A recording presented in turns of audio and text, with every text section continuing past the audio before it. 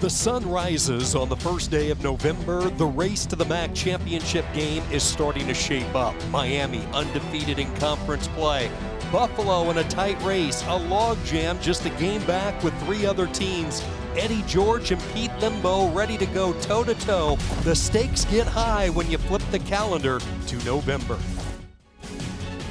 You're watching the MAC on ESPN. No Halloween sugar high needed to get excited for this one. Plenty on the line inside Doyle Perry Stadium as Buffalo tries to get back on the MAC championship path against Bowling Green. The Falcons trying to be bowl eligible, but they need to win 3 of the next 4 to compete for their 4th straight bowl game. Sean Kinney alongside Michigan All-American Marcus Ray. So great to have you with us. Here we are, Marcus. We have reached the month of November. In the MAC, it means the home stretch. Everybody has 4 games left. When you start the season, they want to have something to play for. I think you can make the case both of these teams have something to play for. Well, right now, Buffalo, they're in a tie for second place, so they're still in it. They're playing for a conference championship. Bowling Green is still playing to have a winning season and possibly become bowl eligible.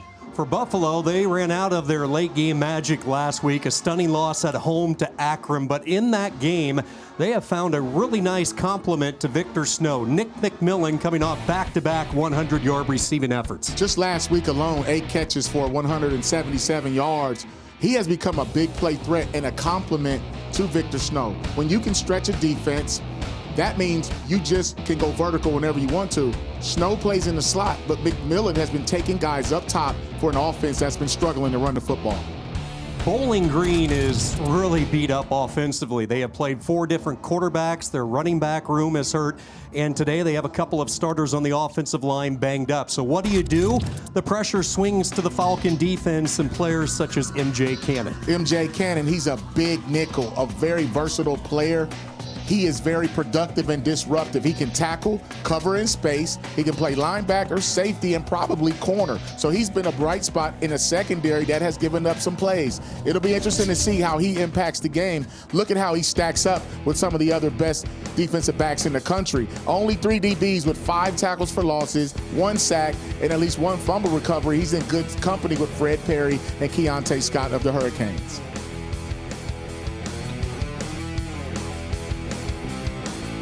Here in Bowling Green, 50 degrees, another 12 noon start for the Falcons. Band day as well, so this town was hopping last night. A lot of excitement in the air. 22nd all-time meeting, Buffalo and Bowling Green. These 2 teams did not cross paths a year ago. Buffalo has had the edge of late. The Bulls have won 5 of 7. Both teams trying to bounce back from losses a week ago, and we are underway. Terrence Shelton from the 2. Shelton out past the 20. And the sophomore out of Franklin, Wisconsin, with a return of 23 yards and good starting shape for the Buffalo Bulls. And this offense orchestrated by Taquan Roberson. Started his career at Penn State. Was a starter for UConn in 2022, was the backup to Avery Johnson at Kansas State a year ago, and he has battled an ankle sprain really since the first portion of the season, missed a game, but has gutted through the last couple of weeks, trying to shake off a tough game last week against Akron. From the 25, the quick passing game, and it's McMillan with the catch. Pickup of 6 to the 31. Yeah, that's one way Buffalo's going to try to make up for a lack of run game is the quick passing game, getting the ball out of Roberson's hands right away. Back-to-back 100-yard efforts for McMillan. Had 10 catches for 119 against UMass, and they're going to go McMillan's direction here, trying to make an adjustment to the ball, and here comes the flag. All tied up on the play by Jalen McClendon. And Pete Lembo not wasting any time to get the vertical threat established. Yeah, and what they did, let's wait for after the call. Pass interference. Defense, number 8. 15-yard penalty to the previous spot. Automatic first down. You'll take a look this time. McMillan is on the inside, and he runs a slot fade. Now, that ball's a little underthrown, but he did a fine job of slowing down, which put McClendon in a bad position. 10 catches, 119 against UMass, 8 catches for 177 last week against Akron. 2 early targets here. Time over the middle, and McMillan hauls in another. And just like that, Buffalo into plus territory, 13 yards. That's just a great throw and catch. I really like how Roberson went through his progression. As you see Buffalo going tempo right now. These plays are scripted, and they got Bowling Green on their heels.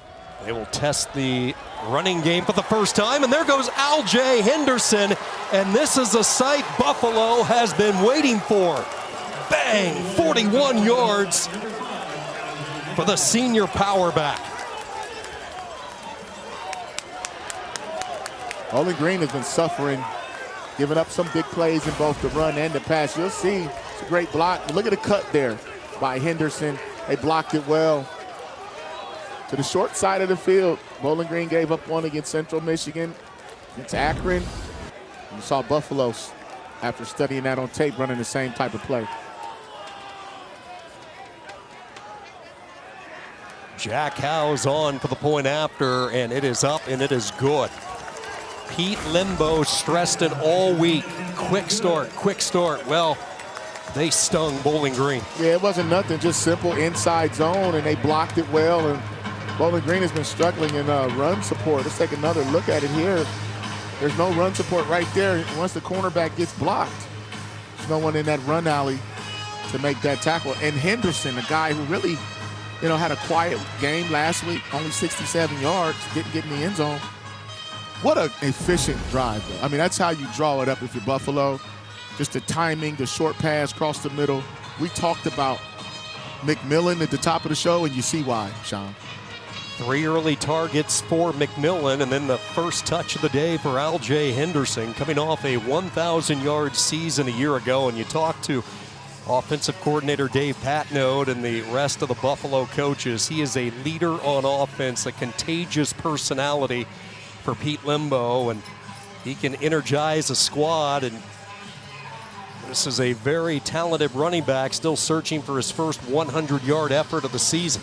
I tell you what, man, I mean, Buffalo is talented, and they have 3 receivers. I mean, we haven't even talked about Gaithings. We know what Victor Snow can do, but when you add a healthy, productive Henderson and a Roberson making good decisions with the football, this offense is lights out.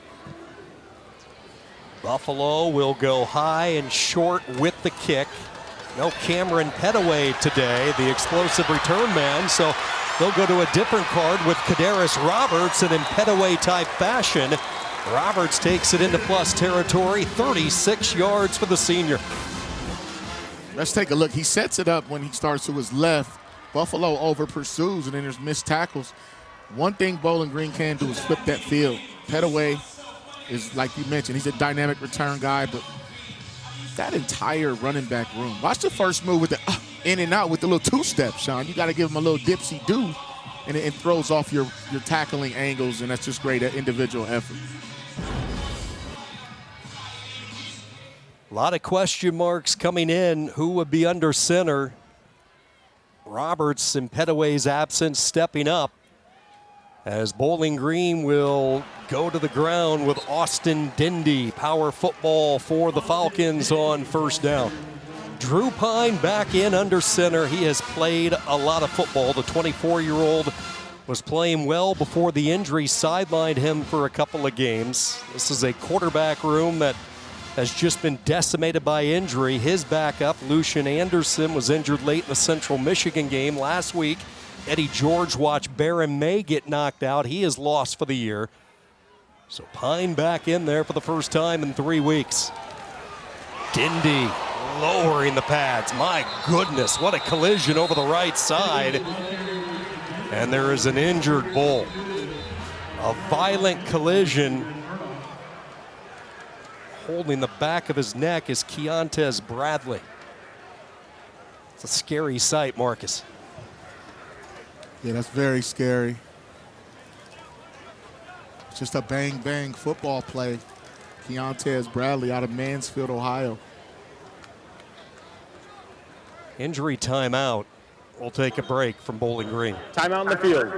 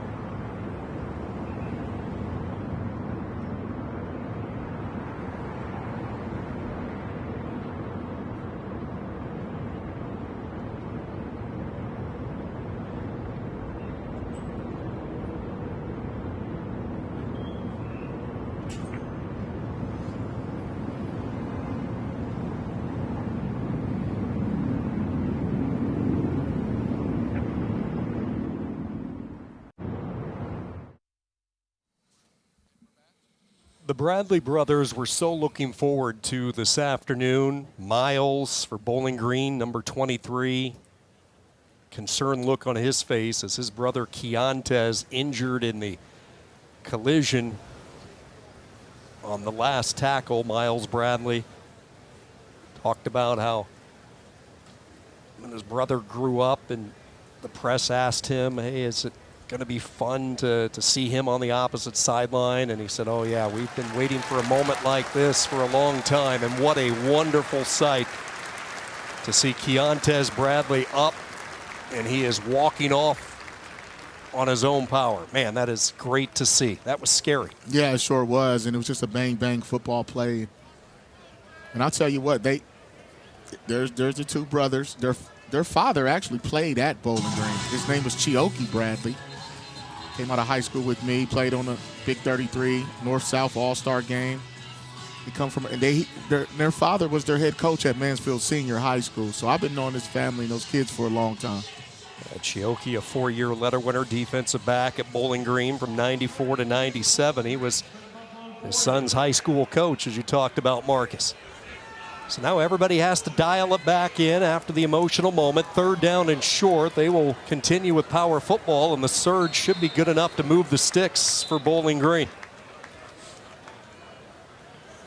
Quarterback room that has been tested. They hit the transfer portal this offseason. Drew Pine, with all of his experience, Notre Dame, Arizona State, last year at Missouri. He gets injured. Lucian Anderson then stars in the second half in the win against Toledo. He gets injured late. So they go to Baron May. He is out with a torn Achilles. So the backup is the redshirt freshman, Hunter Najum. You don't see that many times in a season. You have to go through 4 quarterbacks and then end right back up with your starter. 4th and short. They marked him just short. Now Bowling Green trying to push the pile ahead, and I don't think he got there. The Buffalo defense coming up with the stop. They weren't moving the interior, and that was George Wallow. And how about this start for the Bulls? Well, they just wanted the line of scrimmage. They got underneath the pads of this offensive line at Bowling Green, which starting off the season was the strength, the veteran group. Now obviously they've made some changes and had some injuries, but Eddie George is trying to run the football, as you see. That's their identity here at Bowling Green, and if you can't get 1 yard, look at Joe Bowen right there, defensive coordinator. One thing he said is he wanted to match the physicality of this Bowling Green offense, and they did on that play. Buffalo offense ready to go back to work. We did not see a lot of them on the opening drive. 4 plays, 76 yards. It only took a minute, and they go right back to the passing game. McMillan with his 3rd catch already to the 45. McMillan is just a dude, man. He lines up on that right side. Look at the career rushing ranks. Henderson right there, 5th. He needs about 36 yards to get to that 2,000-yard mark. Henderson keeping the legs moving, finding a little bit of daylight late, setting up a 3rd and manageable. Real quick, Marcus, you go back to that 4th down call for Bowling Green. Keep in mind, Alex Padgett not in there, their normal starter, one of the veterans. Offensive line that has been banged up. Now Henderson stood up on 3rd and short. Met over the A-gap. That's Gideon Lampron, who has really stepped up with the injury to Dorian Pringle. Yeah, Lampron he's the green dot. He has been flying around. He makes all the calls. Watch how he gets downhill. Gets off a block, wraps up. It's a big TFL for this Bowling Green defense. 3rd and short situations have been a nemesis to Buffalo this year. Drennan on to punt. Angle kick toward the far side, nicely executed as this one tail spins out of bounds at the 14. It's a punt of 40 yards for Drennan.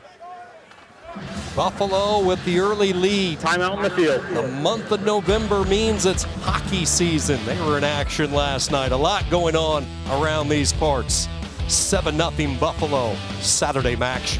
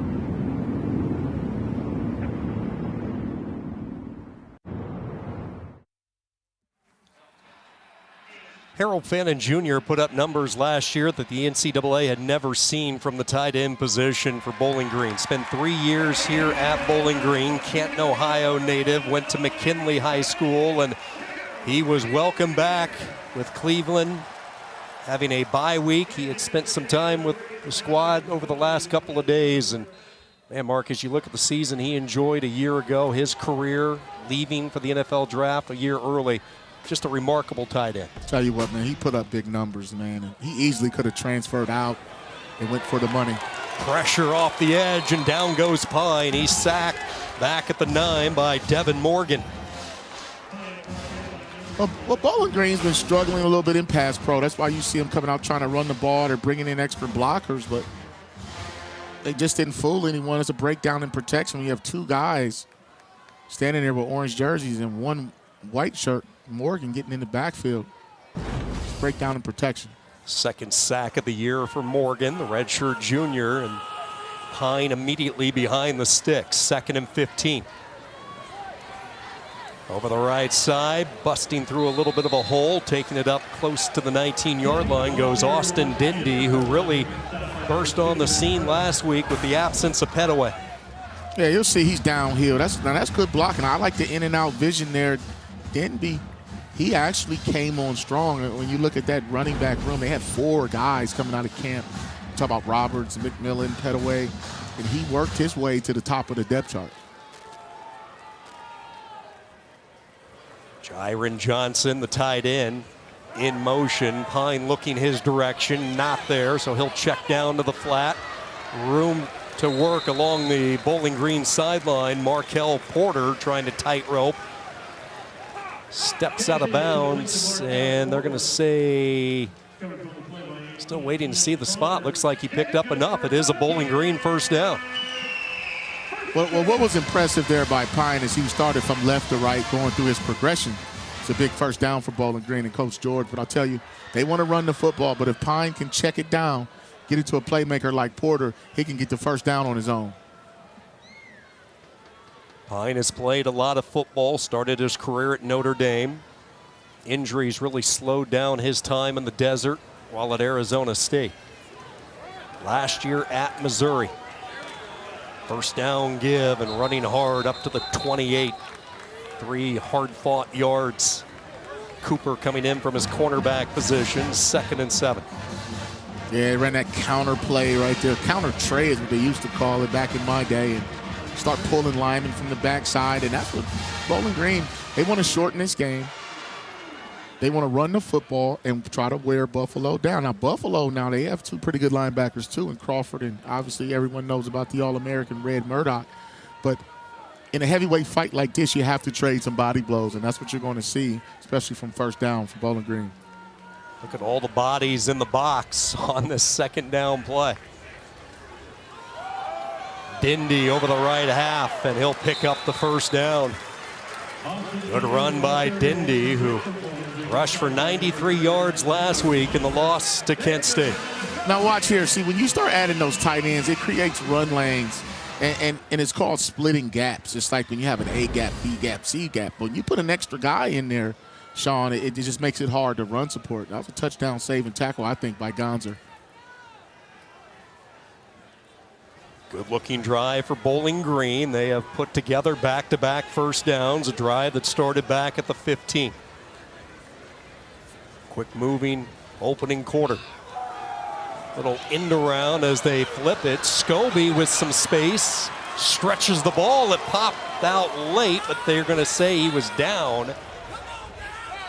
Scobie, who has been utilized as a tight end. Now they're going to change it, and they're going to say Buffalo football. Initially, they said he was down. Then the back judge came in, changed the call as we take another look for ourselves. Well, Bowling Green's done a fine job with gadget plays this year, but right there, I think he was on the ground. I think that ball, the ground caused the fumble. Did you see who's in there, Marcus? Red Murdoch. Oh. And if this is a forced fumble, that would... The ruling in the previous play of a fumble is under review. So a lot to look at here. That would put his name all by his lonesome for the most in NCAA history. Yeah, as you see, the arm is down with the ball in his hand. Murdoch made the tackle. But if it is a fumble, he sets the record, man.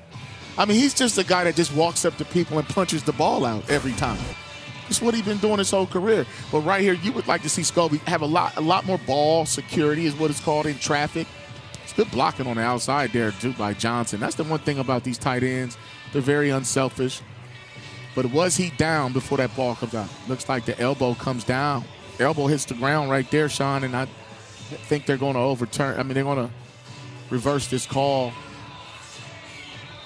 Now, we've been through this before, man, you know, so we never know. And keep in mind, the ruling on the field is a fumble, so is there enough evidence from the vantage points that we've seen to overturn the call? I'm with you. As I watched it real time, it looked like Scobie's elbow was down. Let's listen in. Review, the runner's elbow is down prior to the fumble. He's second down.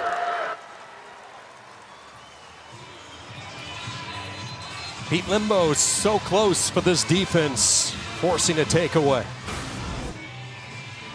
See that left elbow down. The ball is clearly in his left hand, and it comes out once that elbow hits the ground. Buffalo rallying to the football. That you got to keep an eye on number 2 in White. He just does bad. He just creates havoc plays and makes life bad for offenses. Bowling Green on second down, trying to stretch it wide. What you love about Austin Dindy is the first contact does not bring him down. It takes a wave of defenders. He is so strong, built like a bowling ball, 6 foot, 228 pounds. I mean, you're talking about a guy who, when he gets north and south, you know, he runs hard, breaks tackles. You know, he's not going to give you a lot of wiggle, and he doesn't have to. But he is exactly what Eddie George is looking for at that position when it comes to having a bruiser-type running back. He was actually Drew Pine's teammate last year at Missouri. Both players finding their way from Columbia to Ohio this offseason. First down and 10. Pine is going to throw, steps up in the pocket under duress, and he's sacked. They get to him for the second time. Cornell Evans, the first to reach him. Well, Pine was forced to hold the ball. He had enough time, but the great man-to-man coverage by this Buffalo secondary didn't create any space by the receivers. They just couldn't get free. He had to hold on to it, and that pocket collapsed. He had just enough time, but the coverage by Buffalo just suffocated those receivers. Second down, here's a quick hitter. And it is Dindy again crossing on to the Buffalo side of the field. Setting up a very manageable third down. Clock continues to move, and this is how Eddie George wants to play it with his personnel. Again, an offensive line that is without their starter at center, Alex Padgett. They have moved Tunde Fatukasi from his normal left tackle position to center.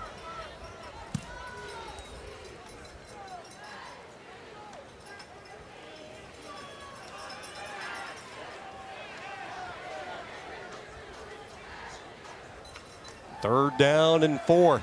Pine again, forced to get rid of it quickly. Porter with the catch, bangs off the first defense, second and third effort, and he wills his way to a first down. I tell you what, man, checking the ball down, just getting it to Porter once again. Looks like he's the third down back. Right here, you have to wrap him up. Marquise Cooper did not wrap up Porter, and it cost them a first down with a great second effort. This offensive line, which was one of the strengths coming into the season for Bowling Green, but boy, they have been banged up of late. Jake Burns, Alex Padgett, both fighting injuries. So what you do is you bring Tunde Fatukasi, who has now played every single position along the offensive line. He joins elite company. There's been only 6 players who could say that they played both tackles, both guards, and the center position, but Fatukasi doing just that today. I tell you what, I mean, this stage of the season, you need guys that can play multiple positions. So like Fatukasi, he can move to center with Padgett being out. And then they have other players who, you know, played a lot of football. It's just hard to find that consistency and continuity, and that's when you'll see some breakdowns in protection, guys not used to playing certain positions. But I would say this much. They ran the ball for 250 yards last week. I mean, they still run, block well enough to win ball games and be in it. But that offensive line, give Coach Greg Nosal, co-offensive coordinator, got retained from the Scott Leffler staff. He's done a fine job.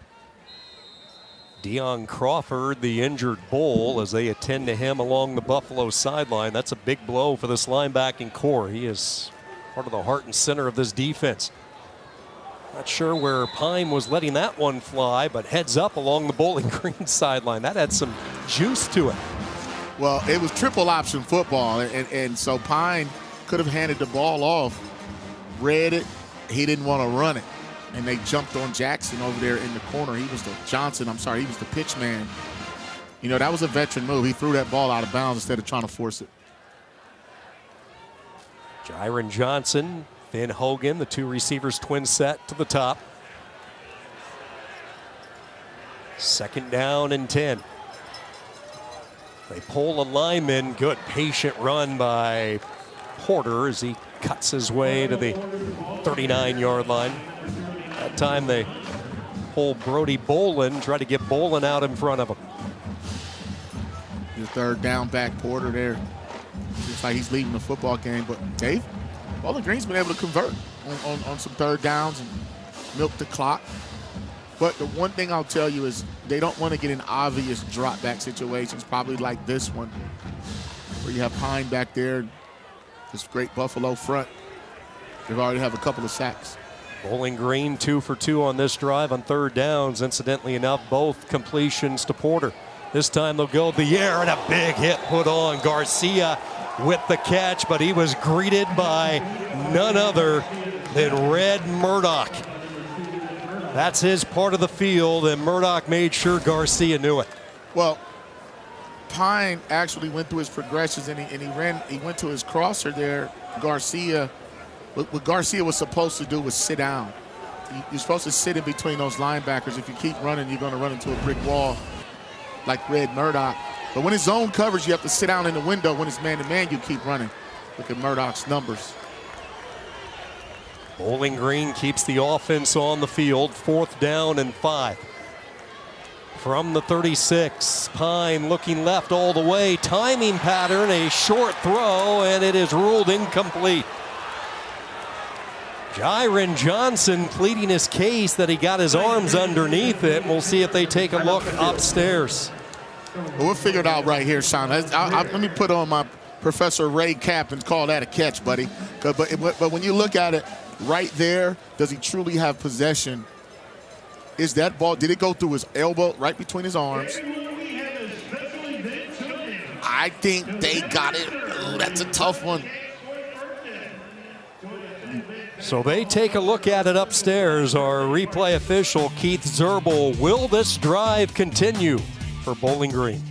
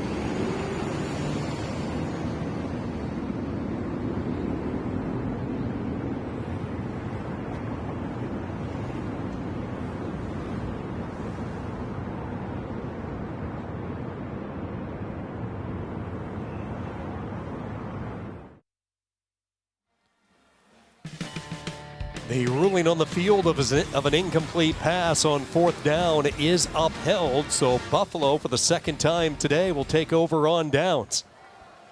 Terrence Shelton with his first touch. Shelton pushes the pile for 4 up to the 40-yard line.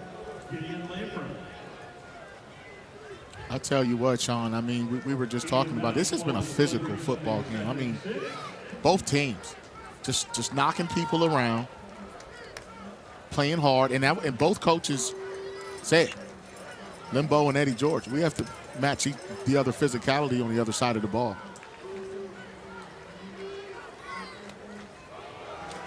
Back-to-back gives to Shelton.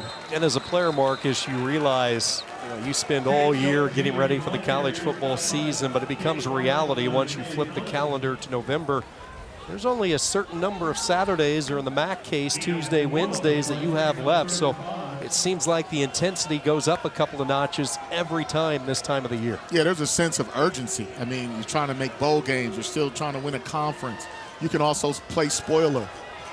3-man rush, 3rd down. McMillan slips free, and then he blew a gasket just as he was ready to take it into another gear. But McMillan with his 4th catch, 13 yards, and a tempo move here by Buffalo as they line up ready to go. Yeah, they're expecting that man-to-man coverage, and we know McMillan can defeat that. Roberson dumps it off. Shelton on an angle route out of the backfield takes it to the 41, a pickup of 6. Yeah, that's a design play where you run off all the defenders and just get into your playmaker Shelton in space. You'll see he has a lot of room to work. It's a good open field tackle there by Lampron.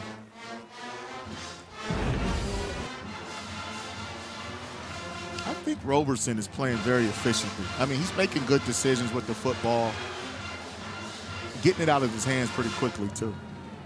Spent a couple of years at UConn. His best season was 2023 when he started 10 games for the Huskies, threw for over 2,000 yards. Here they come on a blitz. They're going to dial up the deep ball. McMillan is out there, and he catches it in stride.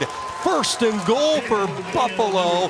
The home run hitter McMillan has come out swinging today. I mean, it's the reason we talked about this young man at the top of the show. Look at the deep ball, though. I mean, even Eddie George said he thinks Roberson throws the best deep ball he's seen since Jeff Blake. But I tell you what, that right there, the ball control, the body control, hand-eye coordination in space, for this McMillan, he has become a deep threat, and he's making it rain. I mean, when you start slapping your hand like that, you're talking about getting money, and that's a money ball. Victor Snow was getting a lot of the ink, and for good reason. He had put up monster numbers, but now with Snow getting so much attention, Nick McMillan has burst on the scene. Finally healthy this year. Josiah Gathings, who they brought in via the transfer portal, had a really nice drive, and the come-from-behind win against UMass. Had a couple of key catches as Buffalo rallied for the win, but they have weapons on this offensive unit, and they can spread it around. Well, I'll tell you, as a former coach and as a former defensive back, you can stop one. You can double team one guy if there's just got one problem out there. When you start having 2 and 3, now you got to check up. And you have to decide, are you going to give up the run and not give up the deep one, or stop the run and then put your corners on an island? And right there, we've seen McMillan has been the guy the last few weeks. Well, we have seen our share of injuries in this first quarter. We were talking about how physical a game it is. This is Jalen McClendon, the starting corner, who was involved in that last play with McMillan. McClendon, senior from Tampa, who followed Eddie George from Tennessee State. Look at the combo of McClendon and Washington, and these two have played really well, but the injury bug, which has decimated some of the depth for Bowling Green. Keep in mind, Dorian Pringle, their middle linebacker, he was playing as well as anybody in the conference, and to be quite honest, he was on pace maybe to be the MAC player of the year. They lost him for the season, and now it is McClendon who is needing assistance off the field. Yeah, he landed right on top of McMillan, and it's good to see getting helped off the field there. We have seen our fair share of injuries here, and it's just the first quarter.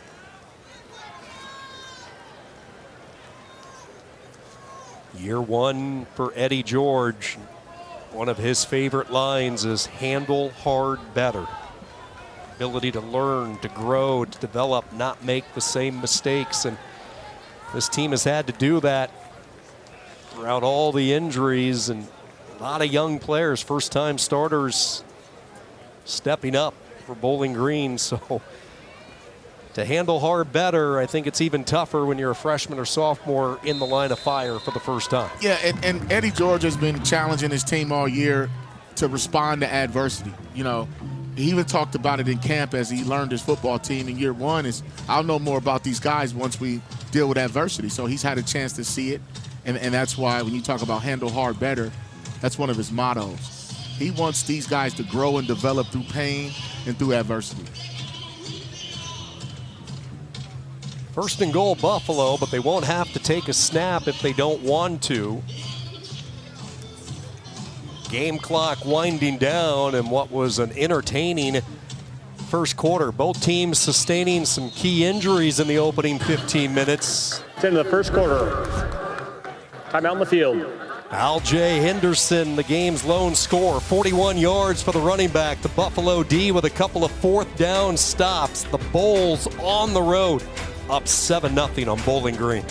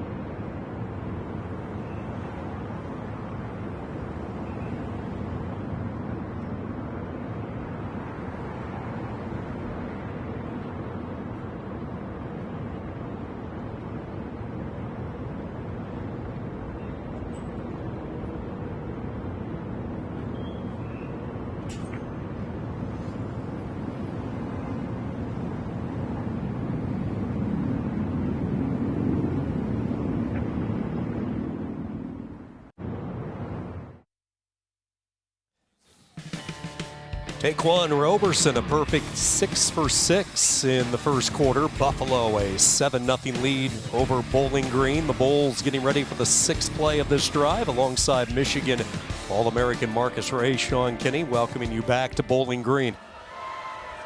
First and goal, and they will whip it on the end around, trying to get to Snow and his speed, and he will beat Bowling Green to the pylon. Victor Snow, touchdown, Buffalo. I want to talk about a few things here, Sean. I mean, on our call, Coach Limbo and those guys said they've had slow starts on offense, not today. They wanted to be better in situational football. As you take a look, it's a nice little end around. I mean, that's play right there is supposed to be a tackle for loss, and that's some of the things they've been talking about, Coach Fisher, defensively, where you just lost leverage. You can't let the ball outside the defense, especially if you're an unblocked defender. 6 plays, 64 yards for Buffalo. Victor Snow with the touchdown. What a year it's been for Snow, who has now scored 6 touchdowns over his last 13 quarters. He has been an offensive machine. Really the headliner of the offense. McMillan last few weeks emerging, and again, the 1-2 punch. This might be the best 1-2 duo right now on the MAC on the edge. Definitely the hottest. I mean, and they're right up there at the top statistically.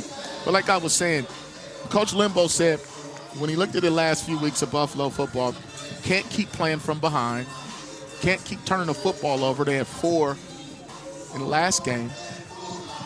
Red zone touchdowns versus field goals, you saw 2 touchdowns. So right now they're checking all the boxes that they talked about, the areas of improvement that they needed to stay in this MAC championship race.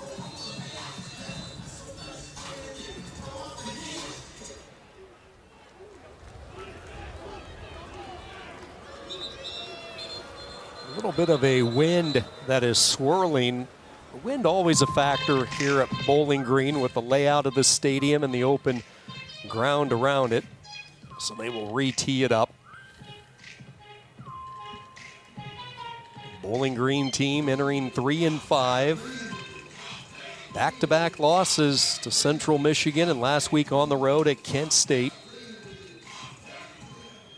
Yeah, things just didn't go well that Central Michigan day. But I tell you, I thought the Kent State one for Bowling Green was a very winnable game. They just didn't finish. And those are the words of Coach Eddie George. A yard deep, Middleton will give it a crack. Alan Middleton takes it out to the 24-yard line, brought down by Gonzer. So Marcus, a Bowling Green team that wants to play physical football. They have their gunslinger back in Pine, trying to maneuver him back into game repetition after missing the last couple of games. Does the offensive plan change at all down 14 here? No, I think there's a lot of football left to be played, and I think Bowling Green doesn't need to panic. Stick with your game plan because it was working. They just weren't able to finish drives. They turned the ball over on downs on a 4th and short, and then they had a drop pass or an incomplete pass on another 4th down. So they're moving the football. They just can't finish drives. They start from the 24-yard line, and they will run outside the left tackle. Austin Dendy grew up in Arkansas, Pine Bluff High School. His 93 yards last week against Kent State, the most by a Falcon in a debut since the 2011 season. On Samuel rushed for 141. Big body. He was told by Eddie George last Thursday before the Kent State game that he was going to get his opportunity. Had been practicing a lot better and was rewarded. Dangerous throw, nearly jumping the lane was Blackwell.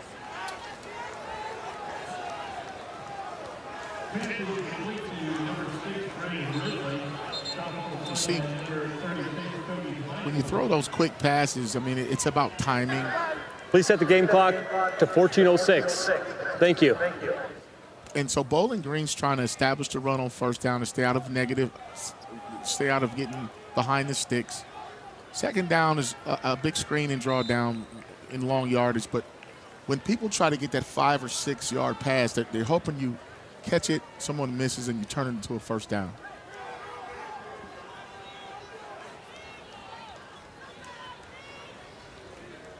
Third down and 7 after the incompletion. They bring the linebackers on a blitz, and Pine heard the footsteps. The throw along the far side is ruled a catch. Oh, what a grab by Jyron Johnson.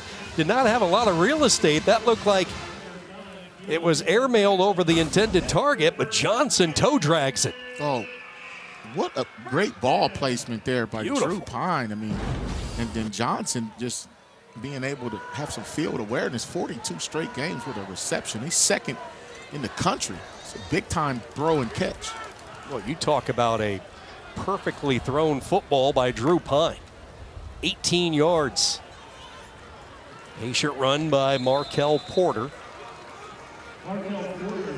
Another injured Buffalo player down. A Bowl defense that has already lost a couple of starters in this first half. Now Porter shaking up as well as he heads to the sideline. Yeah, even you see Kobe Stewart, 0. He's coming off. No, that's number 11. I'm sorry. That's Morgan. He ran off the field a little gimpy, too. Morgan has one of the 2 Buffalo sacks today, so they will attend to him. Bowling Green on the march, down 14 here on the home turf. 2nd down and 6. The ball right at midfield. Kemp, the big fullback, in motion. Pine, a play fake on the slant. Throw a bit behind. Nice adjustment, but they're going to say incomplete. Brennan Ridley could not control it, bringing up a 3rd down. Yeah, I mean, I think Bowling Green's doing a fine job on 1st down. You see they got 4.5 yards, just like they did on the last 1st down that they had. And then that 2nd down right there, it just, the ball placement is low and it's behind.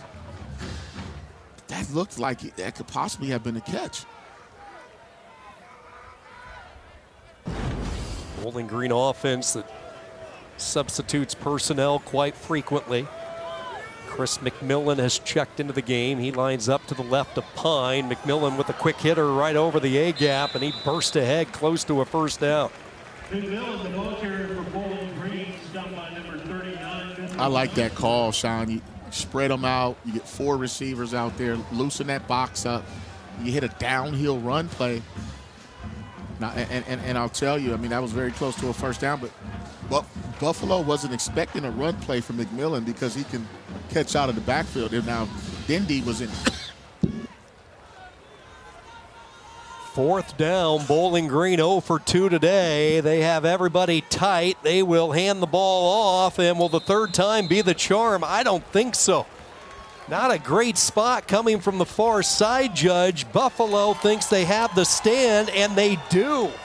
The Bowl defense, Pete Limbo applauding for the 3rd time in this first half. Bowling Green unable to convert on 4th and short. I mean, let's take a look here. It's the D tackles. It's Wallow. It's Evans. Those guys are winning. They want it more. When you see offensive linemen falling down like that.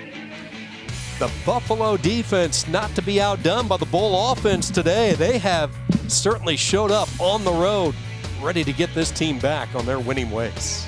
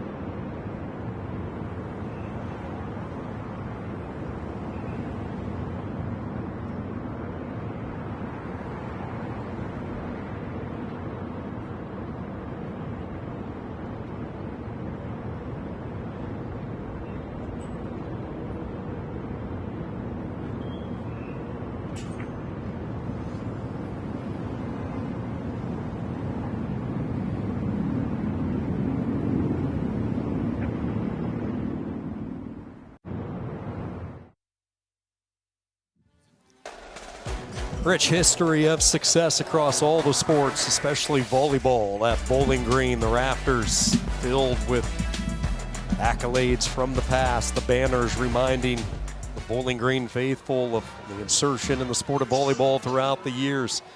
Great community here in Ohio, passionate fan base, but in some trouble. Looking for McMillan. Roberson finally broke it up.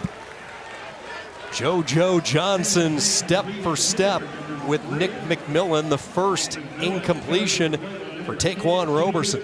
I'll tell you what, I mean, Buffalo is going up top. Roberson with a touch pass probably could have led McMillan a little bit more. That's good coverage there. In phase, hip to hip, stride for stride, ripping the football out. Good coverage there by Johnson. JoJo Johnson will see more reps with the injury to McClendon. Johnson, the transfer from Indiana, arrived in the spring for Eddie George. Second down, Roberson on the slant. This one too tall, a rare misfire as it went whipping through the hands of McMillan. A little RPO action there. Roberson could have handed that football off as soon as the safety triggered. You see Pascal right there, and he throws the ball right through his hands. That was a good ball, actually, and it just went through his hands. I mean, McMillan is obviously the target in both the deep ball and in the intermediate RPO. Been a big first half for McMillan, even with the drop. 5 catches, 75 yards. Roberson's going to keep slinging it far side. Henderson making the catch. He gets shouldered out of bounds at the 48. And a decision for Pete Limbo. Do you play the field position game? Your defense has been lights out. Or do you stay aggressive and keep the offense out there on 4th and 3? Yeah, I think it's a good call to punt the football. Play the field position game. Bowling Green hasn't proven that they can drive the length of the field. But I will tell you this, because Buffalo is going vertical, it's discouraging Bowling Green from playing man-to-man. That time they played good zone defense and rallied and caught and tackled the catch. Dylan Drennan pinned Bowling Green inside their 20 on his first punt today, trying to do it for a second time. Sideways bounce, perfectly done by Drennan, who has been a weapon. He had a tough week last week against Akron, but for the most part, he has been so consistent. 40-yard punt. Drennan and Buffalo playing the field position game. Bulls lead by 14.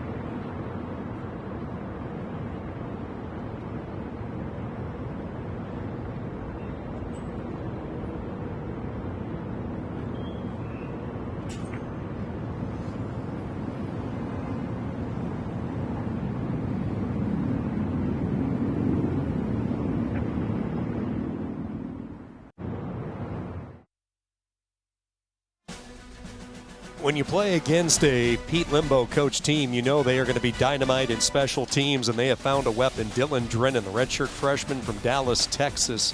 He's added a couple of more punts, pinning opponents inside the 20-yard line. Now 16 of his punts, putting his defense in great shape. Not only Drennan with his foot, but also the punt block unit. They have 4 block punts as well. Complete package. Limbo puts a lot of priority on special teams. It's an area he really enjoys coaching, and Drennan has been perfect with his 2 opportunities today. When you can flip the field, man, with a punter, that's a weapon. That's the biggest gain in football is a punt. Bowling Green, Dindy, and he won't get to the corner. Pursuit by Murdoch, and he had help. Stewart was with Red Murdoch. Buffalo continues to fly to the football. Yeah, Buffalo's defense is pretty athletic, and when you get Dindy going east and west, gives I think it works to the defense's advantage there, and it's tough to block these guys like Kobe Stewart, Malin White. It's hard to block those guys when you're running outside. Savion Brown on that last tackle along with Murdoch. 2nd and 14. Play clock winding down. Pine in under center. A couple of backs behind him. He will hand it off, and Dindy runs into Murdoch again. Buffalo fired up. George Wallow, the 6th-year senior.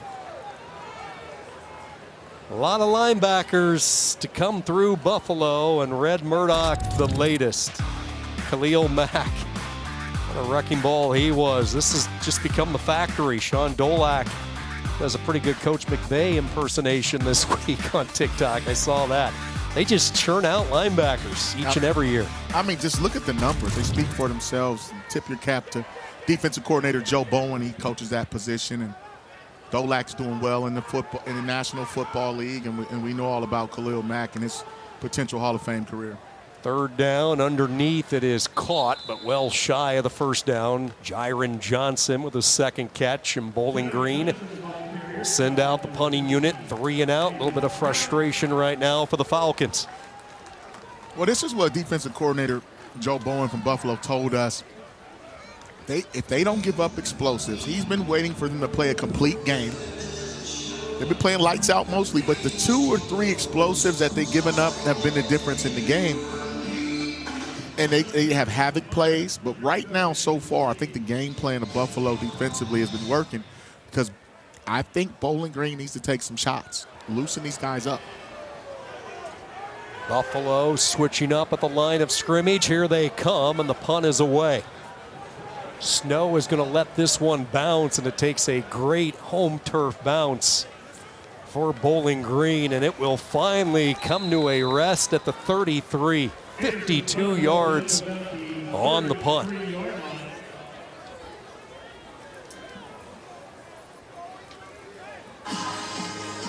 If you're Buffalo, look at Snow, man. You know, Boys II Men had a song called Let It Snow back when I was in high school.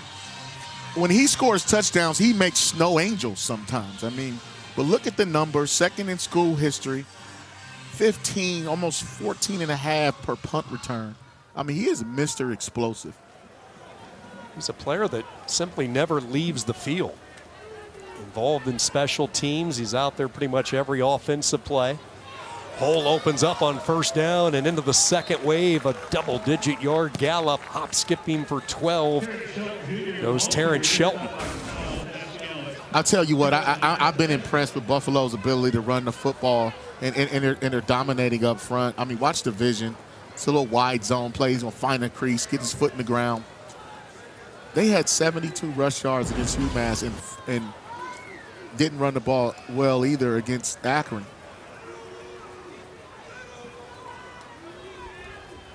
Bowling Green defense desperately in search of a takeaway, something positive, and that's a good start with Lampron cutting down Henderson. It's interesting, Marcus, as a defender, you know the value of the turnover. This was a Bowling Green defense that was creating some turnovers early in the year, but they have not created a single one the last 2 weeks. Yeah, and it's quite simple. When they win the turnover battle, they win. It's been proven. And when in the 4 games that they lost, they didn't win the turnover battle. Ball start.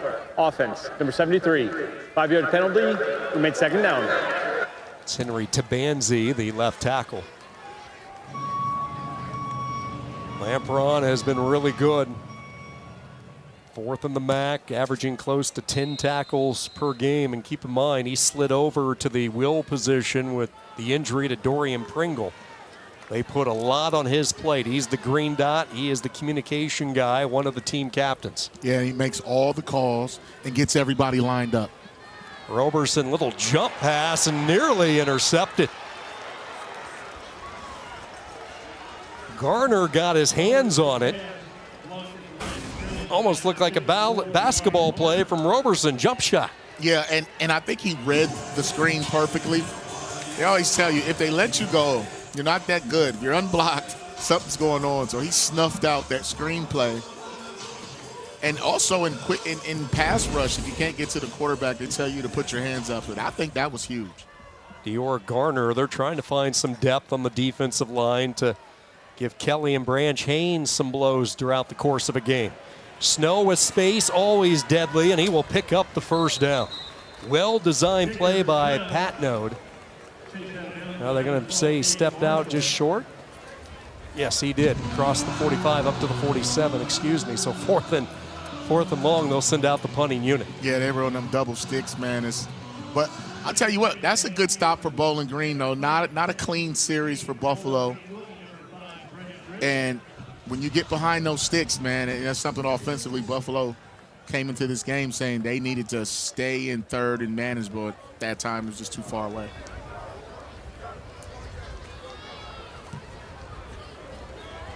Towering kick by Drennan toward the far side. This time a little bit too much muscle as it reaches the end zone for the touchback. 6:16 to go in this first half. The Buffalo defense ready to go back to work, and Bowling Green finds some offense. Falcons down 14.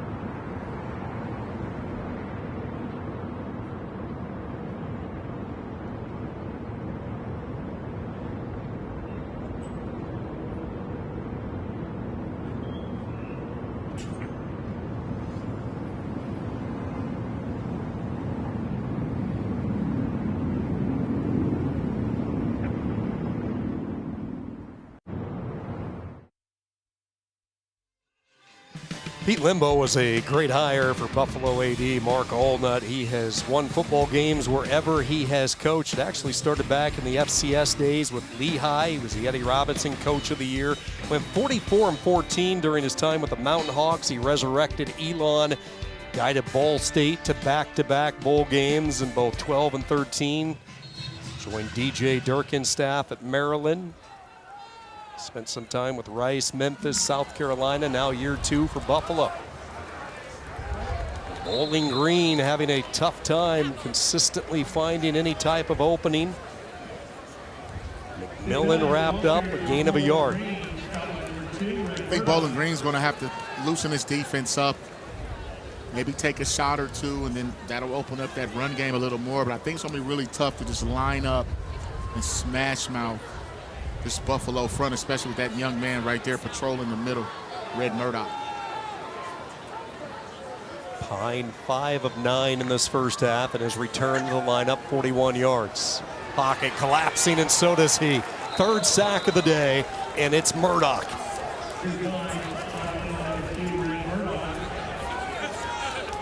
Once again, it's great coverage on the back end by Buffalo. I mean, and these routes aren't challenging the secondary. They're just not challenging them. I'm talking about the concept itself. You just ran a curl flat route where they jumped that and Pine had nowhere to go with the football. When you keep your running back in, now you don't even have a check down. I think they have to spread Buffalo out a little bit more and get Murdoch out of the box. Third and long, looking for the double move and the screen up the middle with Johnson, but Murdoch tracks him down just as he was ready to ignite into a different gear. And now a little back and forth, some Mac pleasantries between Johnson and Murdoch. And Bowling Green will send out the punting unit one more time as we cross inside 5 minutes to go. Yeah, it's really not a lot to talk about when you're down 14-0 and the way Murdoch's playing. But what I will say is I think that third down call right there was the second down call. I think you spread them out, give them a little inside tight ends middle screen, then you're in the third and manageable. How about this first half for Murdoch? 10 tackles plus a sack. They still have 4.5 minutes to go until halftime.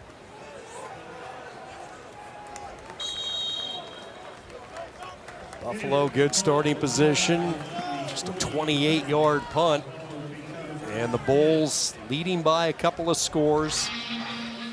Good balance, running and throwing the football. And this defense, they've brought an attitude. Murdoch has been all over the field, 10 tackles. And yeah, it's the month of November. It's a long season.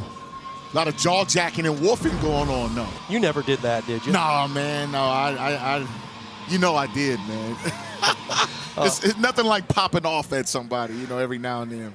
I just kind of played the role of the spectator on the conference call this week with you and Eddie George reminiscing about a couple of plays from years past. Hey, son, I pushed Eddie out of bounds, man, on this one play on Thursday night. I completely made a mental error, but I chased him down, so he teases me all the time, man, about that. We go back to college, so that's my guy, man.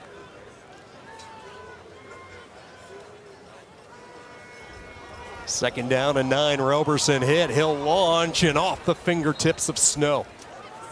Blanket coverage by MJ Cannon, who we highlighted at the top of the show. Now, I tell you what, Sean, that's what the matchup I wanted to see was, could Cannon check Snow in that slot? And you see it right there. I mean, on that slot fade from the interior. It's a big fella, man, 6'3", 205. He can run. Good ball placement. Snow probably should have hauled that one in, but, I mean, it just wasn't very much separation when you look at Cannon being able to go stride for stride with a speedster in that slot. Buffalo 1 for 4 on third downs. Bowling Green a 2-1 edge in time of possession. Roberson trying to scramble his way to the first down, won't get there. Cut down by Lampron. Bowling Green defense stiffening up, and their defensive coordinator Brandon Fisher on the last 2 possessions. I'll tell you what, man. I mean, we can look at Lampron's stats. He's right there at 7. I know Murdoch has his 10, but Lampron is playing lights out. And Roberson, we haven't seen him try to scramble too often. He hasn't had to, but that time it's a good tackle in space by Gideon. That's been the part of the game for Roberson missing since the injury earlier this year. He was always a terrific dual threat quarterback, but the ankle injury has certainly slowed down his tendency to take off with the football. Drenning continues to be an MVP for Buffalo as he will pin Bowling Green deep. Maction starts up this coming week. Tuesday night, Akron. Zips fresh off a win at Buffalo take on UMass. Miami and Ohio. Key matchup there on ESPN2. Oh, man, Miami versus Ohio. I mean, that's a big one. But keep an eye on Kent State, man. You know, they got good news in town, and they're traveling out to Ball State. Eastern Michigan and Chris Creighton and those guys finding themselves in a situation where they're trying to finish up strong, and Northern and Toledo's always a good one. Yeah, so great to see Coach Carney have the interim tag pulled this week. He was given the full-time position. To see the locker room and the reaction, he's earned it. That team is not the Kent State of past. They are playing hard for their coach. Yeah, I actually visited Kent State in the spring when they made the change, and it just wasn't there. And then the job he's done turning that program around, those guys are fighting. They've won some games and they're playing hard. Congratulations. Tough position for Eddie George and offensive coordinator Travis Partridge. You have all 3 timeouts, but you just cannot get out from the shadows of your own end. Thanks to Drennan and company, as good hand catches made there, but a short gain. Johnson with the catch, but Solomon Brown was on top of him. And this should take us to the 2-minute timeout. Good tackle there. I mean, that concept is called stick, where you get the vertical on the outside and the 2 hitches, and Buffalo was all over it. Bowling Green needs to get a first down. Eddie George trying to fire up his guys. His offense has been pretty quiet. Buffalo pitching the shutout.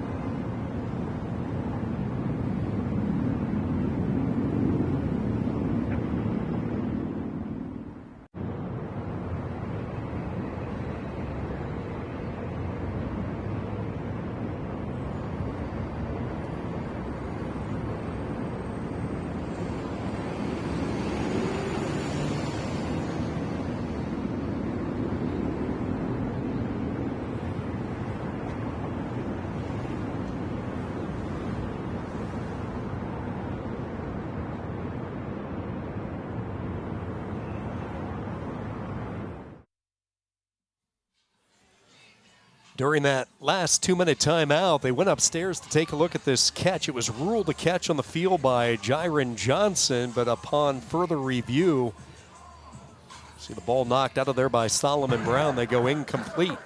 After quick review, the ruling of the previous play was ruled incomplete. 3rd down. Yeah, he never really hauled that ball in completely, never secured it. So instead of 3rd and 5, it's 3rd and 8 for Pine. Looking against a 4-man rush. Here they come. Pine never saw it. He's sacked by Malin White. Back inside the 2. Boy, oh boy, Buffalo has dialed up the pressure time and time again. The 4th sack of this first half. They're just struggling up front, and that was a double team That's the over first there. half. With 30-second timeout. So you had Porter trying to help out and chip. It's like maybe it was James Thomas. Those guys just got beat, just right around the corner. He didn't do anything special. And this is probably the reason Bowling Green's not really going vertical or trying to force it down the field. They're having trouble in pass pro, even when they just rush 4. But he's been playing pretty good, too. 7 tackles a week ago, 2 for a loss and 2 hurries. Feels good when things are going your way, man. But right now, those guys have 4 sacks for Buffalo to go along with a couple of 4th down stops. Alan White had a couple of sacks in the first 2 weeks. That is his first sack since week 2, but he hit it on the button last week, one of his best games of the year against Akron, and he gets to Pine. Joe Bowen known for his chaotic style of defense as the punt is away, very close.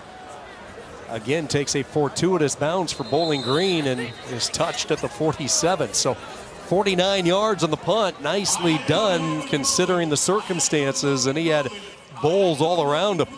Yeah, they came after that one. He barely got it off. It's good protection, though, by Bowling Green. It's real scary to punt from your own end zone. We'll see what Buffalo comes out with here. I mean, 2 timeouts on a 47-yard line. I expect them to work the sidelines a little bit, possibly take a shot. Taquan Roberson, 8 of 12. He's cooled off a little bit after a quick start. Gets rid of it, far side. Gaithens with his first touch. Josiah Gaithens, transfer they brought in from UConn, the 5th-year senior. Yeah, Gaithens caught 4 balls last week, but against UMass, man, he actually lit it up. Had a big 4th down catch, 4th and 10 to extend the drive late.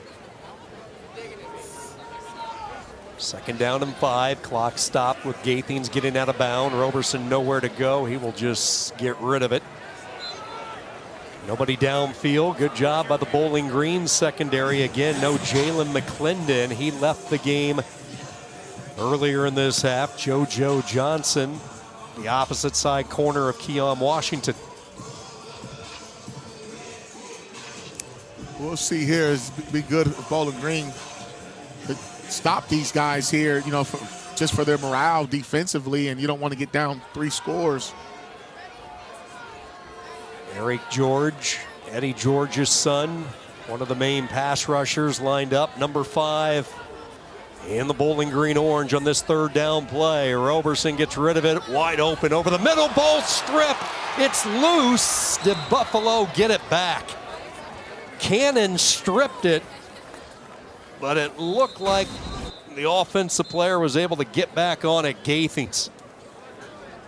That was a great strip there, punching the ball out. One of the things Buffalo did well on that was they shifted the entire formation over the wide receivers to the other side and got the matchup they wanted, but that was a nice play, punching that football out. Not only Cannon, but did you see Jalen McClendon back in the game? You saw him leave earlier. Got a little equipment issue right there, Sean. What are they doing, man? Is under review. What are the chances of 2 helmets, face masks getting stuck? Yeah, you don't see that too often. Gaithens leading from the last play, and they're going to take a look upstairs to see if this indeed is a catch. Did he have control and make a football move? I mean, looks like to me probably did make a football move. Buffalo got the ball back, but I will say this, the way they changed the formation, it ended up putting McClendon one-on-one with Gaithens, but he had no help on the inside. That's why he ran that crossing route like that, a mesh route, shallow cross. It's good defensive effort there by punching that football out in a crucial moment. It's really good to see McClendon back as well for Bowling Green. Had a huge year last year for Tennessee State. He was a finalist for the Buck Buchanan Award, which is the National Defensive Player of the Year at the FCS level. He wasn't sure if he was going to go football coming out of high school. Grew up in Tampa, Florida.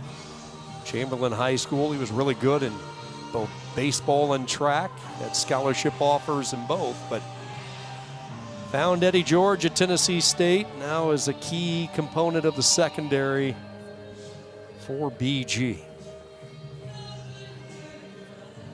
That was a big play. You talk about third down. I mean, that was a situation where if that ball kept rolling, Bowling Green could have scooped and scored, and Gaithings had enough urgency to recover that football. They are taking a long look at this. You see Matt Pakowski underneath the hood there talking with our replay official, Keith Zerbel.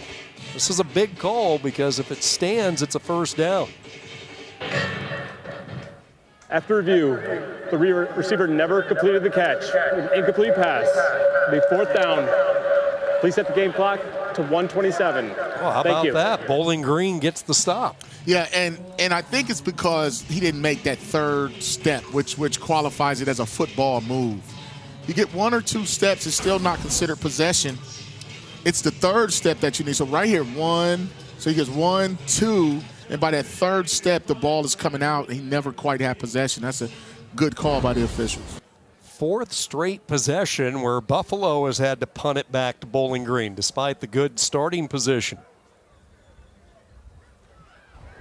Drennan gets the punt away. Bouncing inside the 5, near the goal line, right on the edge. Did Buffalo pull this off?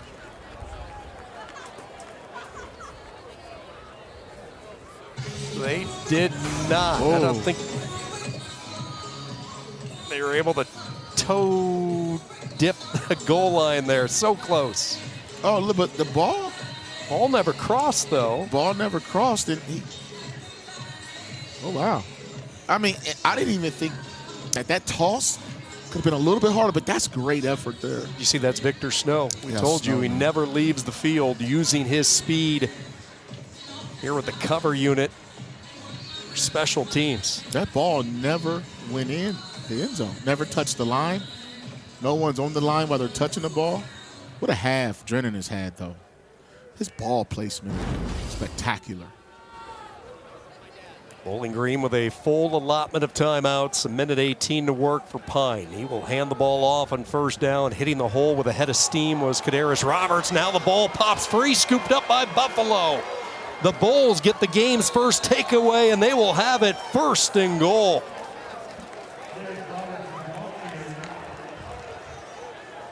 That looked like McNair with the scoop, but who punched it out? It was. Don't tell me that was Red Murdoch once again. Red Murdoch is just a one-man wrecking crew, forced fumble machine, but look at the heads-up play there by McNair. What a turn of events from the punt, the touchback. You want to talk about, that's big-time football, man. That is a record-setting moment for Red Murdoch. Last week, he tied former Buffalo legend Khalil Mack with his 16th forced fumble in his career, and now he has the record all by his lonesome. The 17th forced fumble for Murdoch, the 6th in the last 6 games. Sets up Roberson, lofts it back of the end zone, nobody there. But you go back to Red Murdoch, it took Khalil Mack 46 games to get to 16 forced fumbles. For Murdoch, it took him 38. Now in his 39th game, the record is his. Oh, the record is his, and counting. I mean, you're talking about a Buffalo team that's, still has a lot of football left to be played, but look at the number. 17 forced fumbles. Let's talk NFL about that young man. I mean, Pete Limbo was thinking maybe mid-round, 2nd to 4th. Depending on how he works out, his speed and agility, there's no telling. Big moment in this football game. Quick, sudden change of possession. Bowling Green's defense, really since the first couple of drives, they have been matching Buffalo step for step. Called upon once again, 3rd down and goal. The Bulls in no hurry, letting the clock run. Yeah, this is big for Bowling Green. I mean, they have to just force Buffalo into a field goal situation or create a turnover. You don't want to go down 21-0 with a struggling offense. But Buffalo, this entire quarter, has pinned field position, has worked in their favor. Wouldn't be surprised to see Buffalo use a timeout, and that's exactly what they're going to do. Pete Limbo, inching his way down the Bull sideline, calls the timeout. Timeout. Buffalo. It's a 30-second timeout. It's their second timeout. So Marcus, let's go inside the Buffalo huddle with offensive coordinator Dave Patnode, Pete Limbo, as these two teams continue to jaw back and forth in what's been a chippy first half. Yeah. What do you like here on 3rd and goal? Well, I like spreading them out and then sending Victor Snow in motion, little play action, and try to get them to the flat, short and outside. So, because I think Bowling Green's going to come out in man-to-man coverage, so expect some rub routes, crossing routes, things like that. But I'm also thinking 4-down territory. I'm thinking whatever happens on this down with a 1 timeout left, Buffalo wants a touchdown. So they're going to call a play to try to get in the end zone. If they get tackled short, let's say the 1 or 2 yard line, or if it's a sack, then they'll definitely kick the field goal. But I think they want 2 shots at this opportunity. That's why you see that bunch formation there. That is a man-beating rub route formation. We'll take a look at the quarterback comparison at half, take a look back at some of the top plays in the MAC, plus plenty of highlights, including the 17th forced fumble from Red Murdoch. All that coming up at the break. 3rd down and goal. Pressure comes. Roberson back of the end zone. Gaithens, and he hangs on. Touchdown, Buffalo. Josiah Gaithens puts the Bulls up 3, scores on the road. Remember I told you Victor Snow was going to go in motion? Well, he gave a little shift, and what that told Roberson was it was zone coverage. But it was one-on-one on the backside. So that's where he went with the football. Gaithens got behind McClendon, took the one-on-one. But had that been man-to-man coverage, he probably would have went back to the field, but that's what that short motion was telling the quarterback. It was zone to the wide side. Jack Howes adds the point after. And they take advantage of the forced fumble by Murdoch, and it's Roberson with the touchdown pass. Yeah, I'm not sure what McClendon was actually looking Offside. at. Defense, number 0. Penalties decline. Try is good. But that was just poor eye discipline. When you're one-on-one like that, now, if they thought it was zone where he had help over the top, that's a little different. But that right there, Gaithens just ran right by him. McClendon, I think McClendon was expecting that ball to come out fast, and it went over top. Buffalo being very aggressive in the goal line area. They talked about getting touchdowns instead of field goals, and that's been the difference in the game. Josiah Gaithens transferred in this offseason from UConn, actually started his career right here in the MAC, had a couple of productive years for Akron, led the Zips in receiving back in his breakout campaign in 23. Spent 1 year at UConn before heading back to the MAC, and he has his first touchdown as a Bull. And you take a look at this 3-headed monster that Roberson can throw to each and every weekend. Victor Snow, Nick McMillan, and Josiah Gaithens. A lot of options. But look at the yards, though, average. I mean, a 1st down every time they do something. Snow has the bulk of the touchdowns, but these guys make it tough on the secondary because you can't. It's like playing pickup basketball, Sean. You can't leave anybody open. He'll knock it down.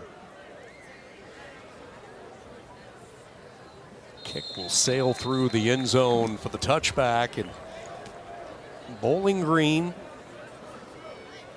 down 21 here at home, and they have showed the ability to bounce back from deficits. You go back to the I-75 rivalry. It looked like Toledo had all the momentum. Bowling Green popped the screen to Petaway right before halftime, and then it was a completely different Falcon team in the second half, and they're going to have to curl some paint in the locker room to fire up the troops and get them ready to come out in the second half. Yeah, they're definitely going to have to play better. They've been in a situation before.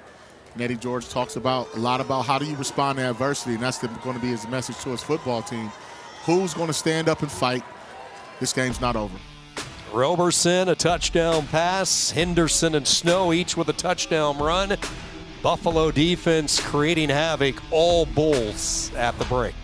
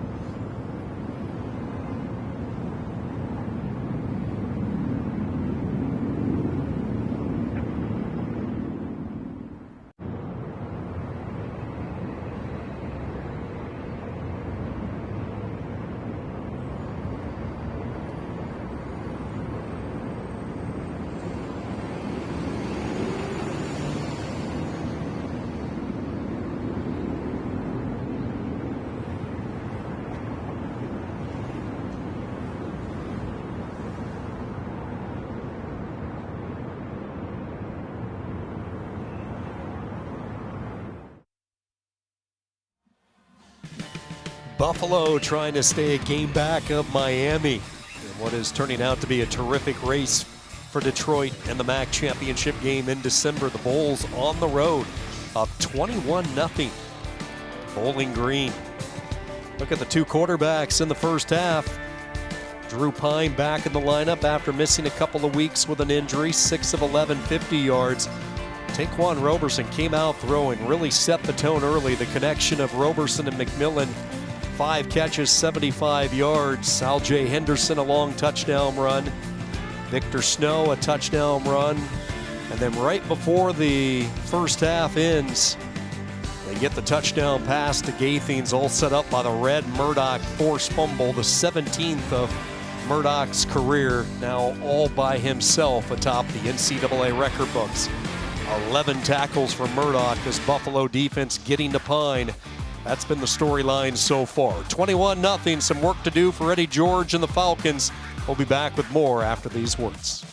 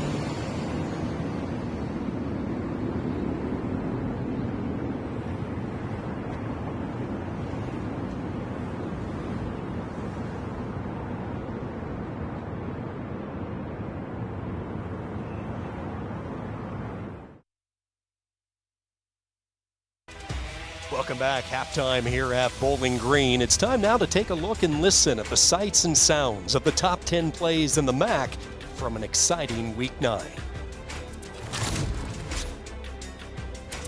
the empty backfield, two tight ends. Blitz intercepted again. Intercepted, that's 2 for Bray Knowles. The first down call. Now the play fake. Gonna take that shot is DeQuan Finn. And it is caught. Oh, an extraordinary grab by Cam Perry. Rocco Griffin's first carry. Back in the lineup, making things happen. Oh, they're happy to have him back. He's gone. 43-yard touchdown. Already past midfield at the 45. Handoff. Cutting. There's a burst. And it's going to be a touchdown for Devin Garcia. 45 yards. See ya.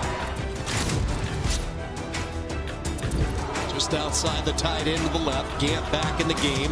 He flanks Finley to his left. They lob it up into the end zone, going up high. It's a Receivers, and they run a slot fade to Kyan Mason. He does a nice job of going up top over Solomon Brown.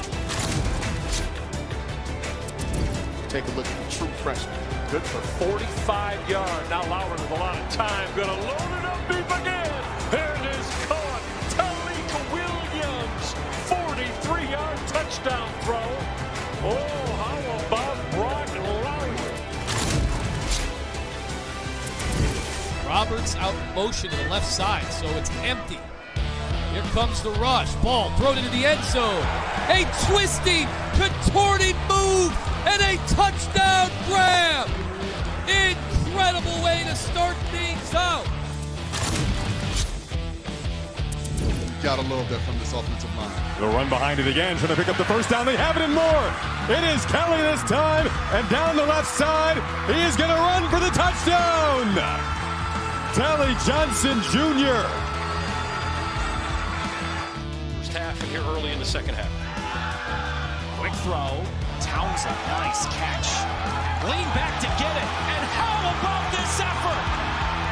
Brock Townsend, hello! That's his third touchdown today. 21. Clark, the throw, in the end zone. The trick play pays off. Touchdown, Kent State.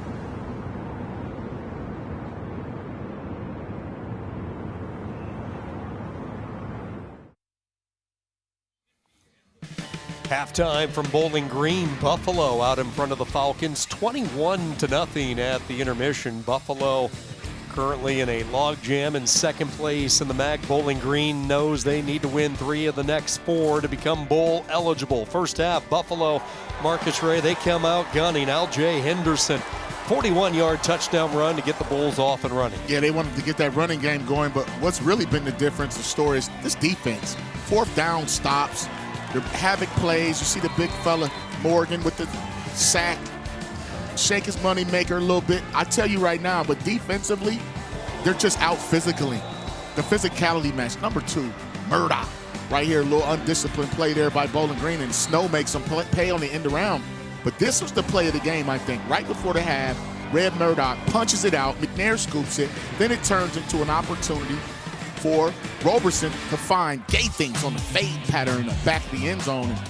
When you could run the ball, play D, and go up top, all the difference in the ballgame. 167 yards total offense for Buffalo. Bowling Green stopped on 3 4th and shorts. Murdoch, 11 tackles, a sack, and a forced fumble, filling up the stat line in the first half.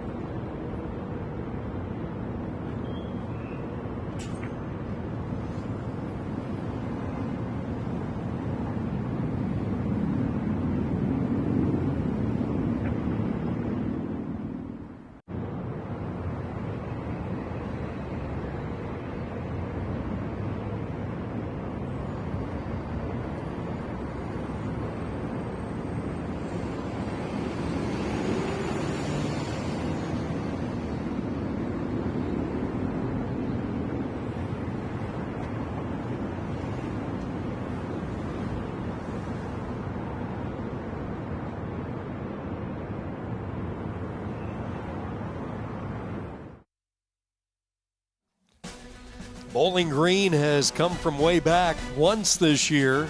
They're going to have to do it a second time. They trail at the break 21-0. Buffalo throwing the knockout punch in the first half. Falcons were looking at an uphill battle a few weeks ago, the battle of I-75, but this trick play, R.J. Garcia, 73 yards to Cameron Petaway, ignited a fire in a furious second half rally. Oh, it was a big comeback, and then they caused some havoc. You see the turnover there, which led to touchdown run by McMillan. So they've been in this situation, man, but they've scratched and clawed, and now it's a rivalry game. You know, the battle of I-75, man. So, I mean, all is not lost. A lot of football left to be played, but they do need to be a little more aggressive offensively. They have to convert on those fourth downs. I mean, 3 times. 4th and 1 twice, and then an incomplete pass on 4th and 5. So if you can't get first downs, then you're not going to possess the football. You have to finish drives, especially if you're going to go for it on 4th down. Then they can't give up the big plays, as we saw young man McMillan taking guys up top. And you saw Gaithing score on a fade route. Eddie George in this offense trying to find the explosive play in the first half. It was tough to come by. Keep in mind their most electrifying player, Cameron Petaway, not in uniform today. So that's a huge blow. He is the guy that can change the course of a game with a snap of a finger. I mean, and we've seen it in the return game. We've seen it running the football, catching out of the backfield. I mean, he is a weapon that they can't use today. They have some other pieces. I mean, we haven't talked about their tight ends. They have the deepest tight end room, arguably, in the country. In particular, Jacob Harris. We haven't called his name. Big-time tight end. You got Johnson. He's been targeted a few times. But Bowling Green, I'd like to see what they come up with creatively to move the ball and possibly take some shots. But they have to protect Drew Pyne. We'll find out what adjustments they make. Buffalo trying to keep it away from both Middleton and Roberts with the short kick. And again, we pick up where we left off. This was a very chippy first half, and Bowling Green has had the tendency over the last couple of games to let the emotions run free. They had 15 penalties in the game against Central Michigan 2 weeks ago, 7 last week, 6 of those coming in the second half, and a lot of them were post-whistle infractions that Eddie George will certainly get cleaned up. And they make the difference, man. Penalties are drive killers. Then also, if you get one on defense and you let the offense sustain their drive, you just want to play clean football, especially at this stage of the season. Important drive for Drew Pyne in this offense, and immediately looking for the explosive play, and they missed Ridley. He had gotten behind the secondary, and Pyne undershot him. Well, you'll take a look here, a little trickery. Buffalo that time, a little undisciplined on the back end, and that's just a missed opportunity for Pyne and Ridley. That would have immediately got them back into this game. Talked about the absence of explosive plays in the first half. They had a golden opportunity to change the course. Working the quick pass. Ridley with the catch, but Marquise Cooper with him, and 3rd down. Pyne in the first half, 6 of 12, coming back from a lower leg injury that cost him a couple of weeks. Bowling Green has struggled on 3rd downs today, 3 for 9. Eddie George knows his quarterback missed an easy one. Yeah, and it's a night and day difference. They start off with 3 tight ends on the field trying to run the ball in the first quarter. Now they're spreading them out. Pressure off the edge. Here they come, and they're going to get to Pyne. Sack back at the 18-yard line. Demetrius Ballard, the redshirt freshman who returned last week from an injury. They love this guy and his future. Yeah, and he just beat James Thomas, number 77. He just went around him. I mean, Buffalo, very athletic. They're pinning their ears back, rushing the quarterback, and it's tough to do the drop back pass, especially with 4 receivers out there with only 5 to protect. 5th sack by Buffalo from 5 different players. Victor Snow surveys, makes the catch at the 35, slips away to the 40, cuts upfield, has a wall of blockers. Snow makes a cut back to the center. Victor Snow turning on the Jets. See you later. Touchdown, Buffalo.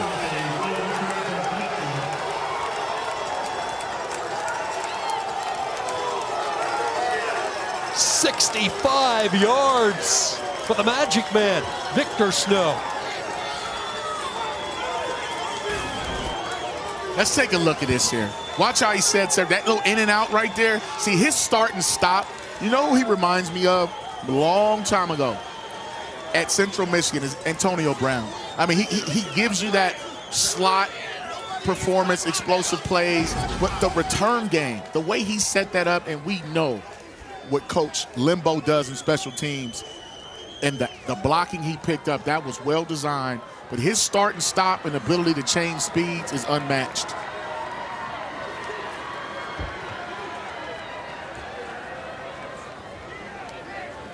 Victor Snow, 65 yards on the punt return. The chant in Western New York, if you've ever been to a Buffalo game, let's go Buffalo. Victor Snow, he's certainly going. The Bulls in a runaway on the road.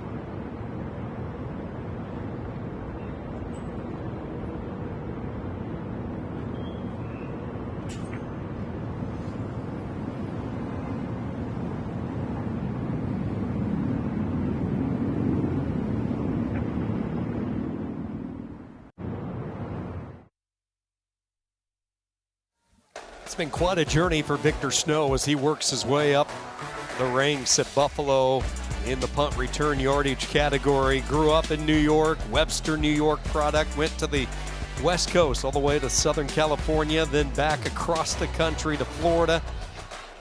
Spent a year with Nevada in Reno before coming back to his home state, Buffalo. He grew up in the Northeast, was born in Webster, New York, played for Webster High School, which is near Rochester, before moving with his uncle out west.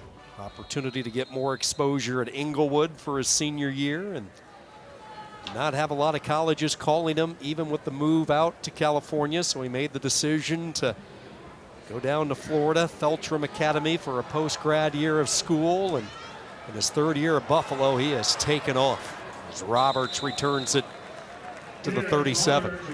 You know, you have players and then you have players that are game changers, and Victor Snow, as he has proven throughout the course of this season, he is a game changer, especially in the clutch. Yeah, he's an impact player, and he's someone that you have to locate and ID on every snap. I'm not even sure if it's smart to kick to him half the time. But he just has a major impact on the game. And we're talking about a guy who's not even that big. 5'8", 168 pounds. But he plays so big, and he's a stick of dynamite that could explode at any time. McMillan trying to get to the outside, finishes the run as he lowers the pads on the freshman Blackwell. Chris McMillan, the junior that transferred in from the community college ranks, Northeast Mississippi. I think Bowling Green's probably going to stick to the run on this drive because just drop back passes hasn't been getting it done. And just try to chip away at this lead one drive at a time, probably running the football and creating that one-on-one matchup you see at the top, go with some play action. 13 personnel in, they hand it off, change of direction here from McMillan. Crosses on to the Buffalo side of the 47. Chris McMillan was originally set to go to Mississippi State out of his days at Peach County High School. Following the passing of the great Mike Leach, that changed his course, his opportunity with the Bulldogs. So he spent 2 years at Northeast Mississippi Community College before landing on there at Bowling Green, and he was a good find for Eddie George. Yeah, he's a good player. I mean, he's one of the reasons that backfield is so deep. We talk about Dendy and Petaway and Roberts and those guys. Offline with the snap, threw off the timing. Once again, no Alex Padgett today, the preseason All-MAC center, out with an injury. He's dressed, but we have not seen him. The normal tackle, Fatukasi, has moved to center. Devin Morgan asking for some medical attention, holding his arm. Morgan's been playing pretty solid today, making some plays. Talked about him halftime with that sack celebration. And this Buffalo defense, I think in general, has played well together. And they're playing complementary football, slowing down Bowling Green's offense, not giving up any big plays, creating turnovers, getting sacks. And that young man right there, Snow, with his 2 touchdowns, one in the return game and one off the end around. It's pretty light Saturday ahead of MACtion, midweek MACtion. Central Michigan and Western Michigan colliding today. Talk about physical football. Central Michigan wants to run it right at you. 4th in the MAC at 24.5 points. They have the unique quarterback situation. Both of those guys, very good runners. Definitely, man. You talk about the Michigan MAC trophy on the line. It's a rivalry game. 2 physical football teams. And Western Michigan, going into last week, was leading the country in sacks. Huge win last week for Chuck Martin in Miami, able to wear down Western Michigan and get the win. Pine, pocket collapsing, and this one broken up. Gonzer got his hand in there. Mitchell Gonzer, who has really come in an opportune time, transferring in from Harvard, especially when we saw Deion Crawford exit the game in the first half. Yes, next man up, and Gonzer just another guy in that linebacker room who can step in and make plays. He's playing alongside Red Murdoch. Before Crawford went down, he was playing pretty well. He's had a great season. So it's just plug and play right now in this Joe Bowen defense. Buffalo is certainly plugged into the Ivy for some transfers, not just Gonzer, but they have the special teamer Connor Henderson. Malin White was an Ivy Leaguer before arriving at Buffalo. Kick goes into the end zone for the touchback. Marcus, if you go back to last year, what's interesting, it was this exact moment last season for Buffalo where they really took off for Pete Limbo. They finished the regular season on fire. They won the final 4 regular season games, and this offense just exploded. Could we be seeing it again? What a statement that they are sending here on the road today. Hey, that's a great point, Sean. I mean, you just look at, this is the time of year when you want to peak, when you want to start peaking, because it's conference championships on the line. You want to play your best football. Hopefully everyone's healthy, but you make a great point, and this game could be the makings of what we saw a year ago. Aljay Henderson picks up 5. Henderson 7 carries today, 50 yards, 41 of those yards coming on the long touchdown run that really set the tone in this game.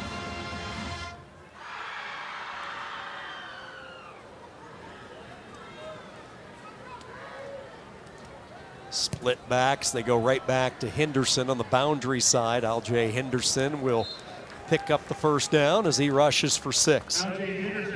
Looked like Roberson checked to that play. He saw something at the line of scrimmage, but when you watch Henderson break to his left, his patience allowed him to pick up this first down. Just watch how he starts east and west, and watch when he gets that left foot in the ground right there and goes north and south and picks up a first down. That tells you this young man plays with vision, patience, and understands the blocking scheme.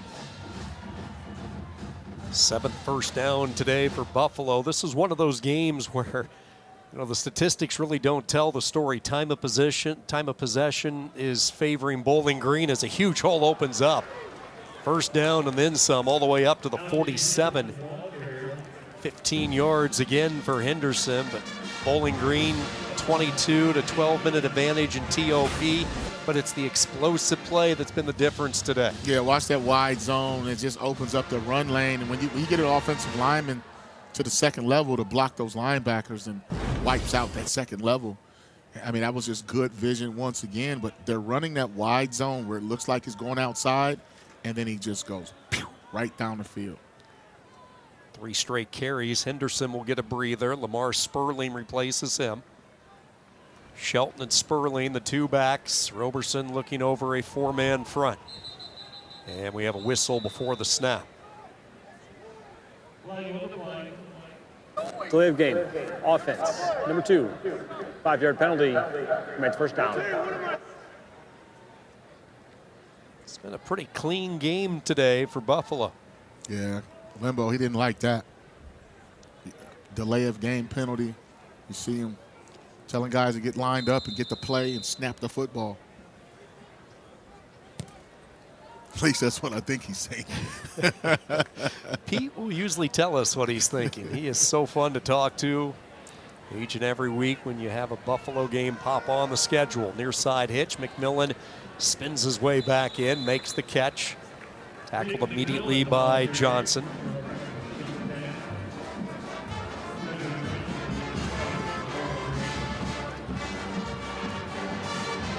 This Buffalo offense, man, they're not in any hurry. You see Roberson tell them to get the play in. That's possibly how they got the delay of game caused. The play's not coming in fast enough, but see Buffalo going with that 20 personnel look, 2 backs, no tight end. Keeps the defense balanced. Sperling in motion, he's the decoy. They run to the right side and moving the pile ahead onto plus territory. Setting up a 3rd and manageable for Buffalo. Shelton, the ball carrier, the sophomore, grew up in the state of Wisconsin, had an impactful freshman year. Both he and John Keogh on the defensive side were the only 2 freshmen last year for Pete Limbo that they elected not to redshirt, so he contributed in a lot of different ways. I think this offensive line for Buffalo has played a fine football game. I mean, as compared to giving up 5 sacks against Akron and 4 interceptions from Roberson. Just a different, it looked like a different offense. 3rd down, Roberson moving the feet, throws over the middle. McMillan found the hole on a first down to the 31, 17 yards. Another catch for McMillan. 7 catches.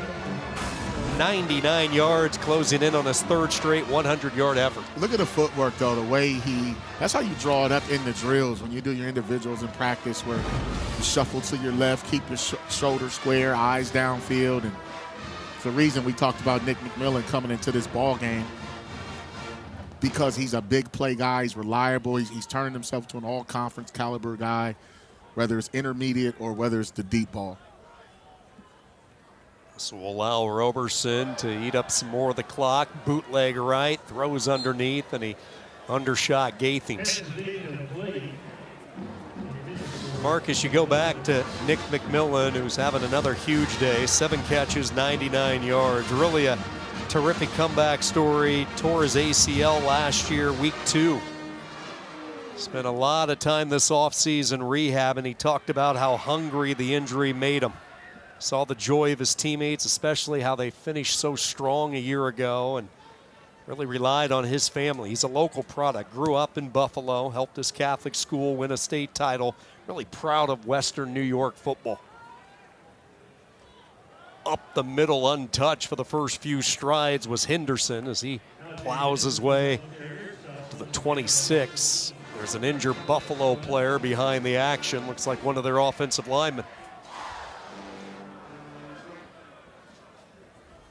This is Henry Tabanzi, who you talk to these coaches, he's probably been the most consistent offensive lineman this year. They've been really happy with the two tackles, Tabanzi and Brock. Definitely. Timeout on the field. Injury timeout. We'll step aside. Buffalo by 28.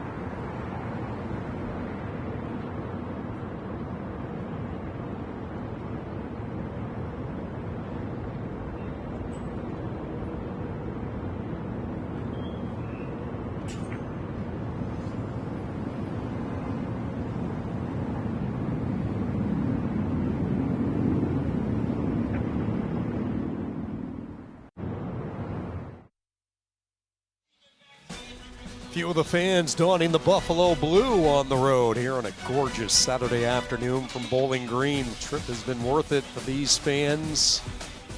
Trevor Brock, the big right tackle, he has opened up some holes today. Just a few moments ago, Henry Tabanzi able to walk off the field on his own power. Tyrone Davis replaces him at left tackle. And just like Bowling Green, Buffalo playing without their regular center. We have not seen Jake Tim at all, the transfer they brought in from Long Island. He's been battling a high ankle sprain. James Carrington, who has been the versatile lineman for Buffalo, doing a nice job at center today. 3rd down and 5. Roberson fires it, and this one is intercepted. Off the tip drill, picked off by the true freshman, Preston Estoesta. That's a big-time play. I'll tell you why, because it was a 3rd down, was a crucial. Nice pass break up there. Like Johnson, and a lot of interceptions you see at every level comes from tips and overthrows. That's why they tell you to break on the ball. And Estoesta made that tackle across the middle on McMillan on that last 1st down. So true freshman's been sprinkled in there because they've had some issues in the secondary. Some of it's been poor eye discipline, it's been communication, and some guys just getting beat. And Eddie George, you know, guys told us, even D coordinator Brandon Fisher said, hey, we're going with the freshman. So right there, he makes a big-time interception, give his team a chance. Has really been coming on the last couple of weeks, and now some life. Let's see if the offense can take advantage. Ball deflected at the line of scrimmage. Pine had his Raider locked on Johnson. Yeah, let's just take a look and see here. You know, Pine kind of had that low release on this one. Looks like it got tipped, knocked down. Big fella got his paws up there deflecting that football. Cornell Evans, the redshirt junior, 290-pounder, able to get a hand on it, 2nd and 10. Still lots of football. Bowling Green needs points after the turnover. Dindy, the violet runner that he is, finishing the run out past the 20, up near the 23. McNair bringing him down. Dindy, 14 carries today. Fresh off a game in which he ran 20 times for 93 yards against Kent State. I mean, this is Bowling Green's identity, though, regardless of what the score is. They want to run the football, protect their defense, and they just got to run it more efficiently. Dindy runs through the arm tackle, and Bowling Green 4 of 12 this afternoon as they convert on 3rd down. Dindy just does a good job going north and south.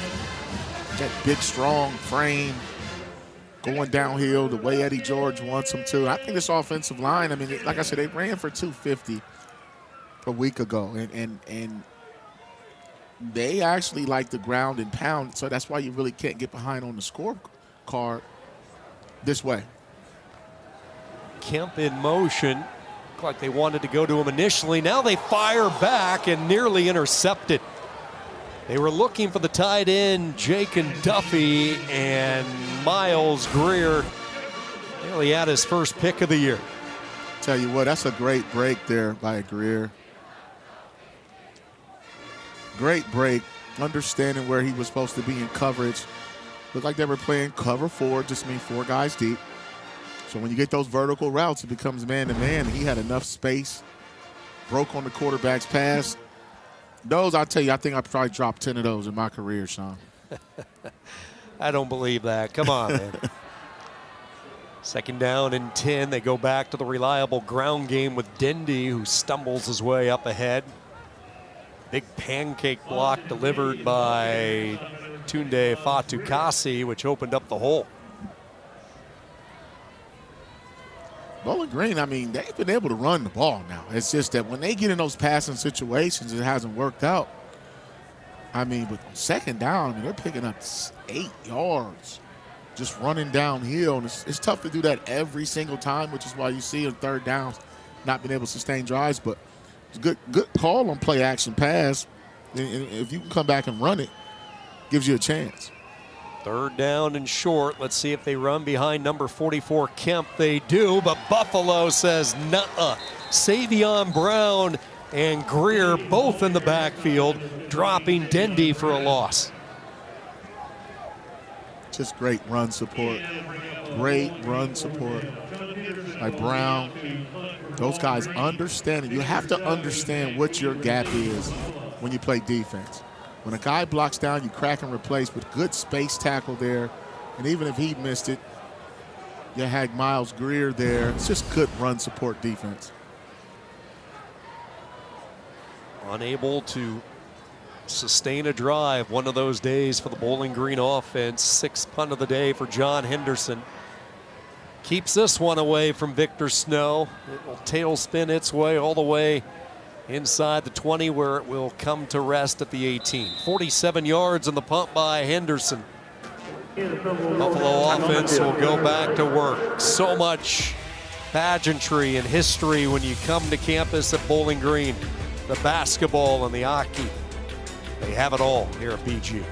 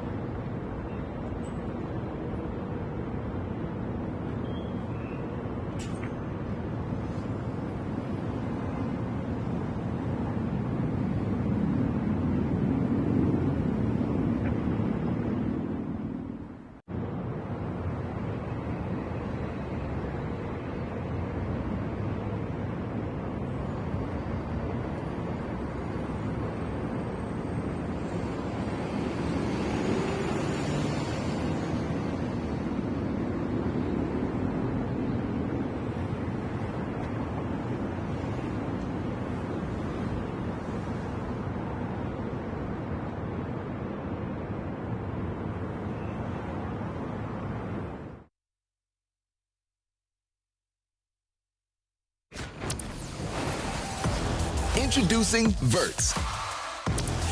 Swipe for news and highlights. Now available on the ESPN app. Alongside Marcus Ray, Sean Kinney back with you from Bowling Green, Ohio. College football, a MAC Saturday. Buffalo entering today just a game back of front-running Miami. Now, there is a logjam when you look at the MAC standings. It's going to be quite a November over the next 4 weeks. Yeah, it's going to be some interesting matchups. The contenders are going to have to play the contenders at some point. Just take a look at that. All right, Marcus, I'm going to put you on the spot. We head to Detroit the month of December. Who are we going to see in the MAC championship game? Miami. I would say Miami, and I'm going to go with Western Michigan. I think we'll see a rematch of what we watched last week. I think so. I mean, both of them last week was going into it fighting for sole first place, the battle of first place. But, I mean, those teams like Bowling Green, Akron, those 3-loss teams, they're going to have a say. So, you know, you have to win close games. You have to win on the road. And I'll tell you right now, man, I think it's Western and Miami. You look at Buffalo and what they have coming up, we both feel they might have the toughest road ahead. They have a road trip to Mount Pleasant to deal with Central Michigan. Then they finish up the year with home games against Miami and Ohio, and it might very easily come down to the final midweek action to determine who's going to be playing in the MAC title game. We saw Henry Tabanzi on the last series leave the field injured, and for the second straight time, gingerly making his way off. So that is a concern for Pete Limbo on the left. Eddie George just felt like he's been mending the product offensively just because of the injuries. They can't get that continuity built that you need, especially with such a young team, because the injuries have prevented it. Definitely makes a difference in your continuity and who's going to be in and who's out. You start going through 4 quarterbacks, running backs going down. Second down, Henderson, not much. I asked Eddie on our call this week, 5th year as a head coach, have you ever had a season like the one you're having with the injuries? And you know, Eddie's a guy that's never going to make an excuse. That's just not him. But he said, no, we've always had injuries. But then at the end he said, maybe not so much at the quarterback spot where not 1, not 2, not 3, but down to the 4th string possibly. Yeah, because it's hard to reshape your offense because each quarterback is different. I mean, the system is the system, but you do certain things with certain guys. And so if you have a drop back passer, but you can't protect them, then it's not going to see it. But if you have a running quarterback or the running game's working, it doesn't matter. 3rd down, Roberson uncorks. Snow with the catch and a 1st down. There is a flag down. MJ Cannon with the coverage. Victor Snow, if it sticks, we'll have the 1st down, but let's listen. Holding, offense, number 51. 10-yard penalty for the previous spot. Remains 3rd down. That's the new tackle, Tyrone Davis, who's in there for the injured Tabanzi. Yep. Victor Snow ran that deep out. I thought it was a great throw by Roberson, but the big fella Davis got flagged for holding.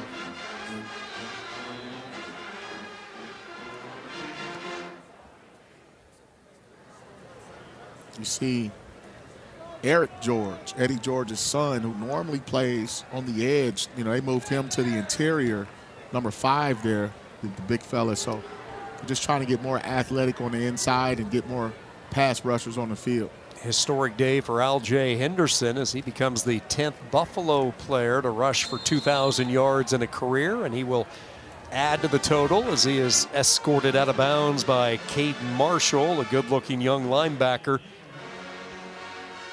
Buffalo will be forced to give it up.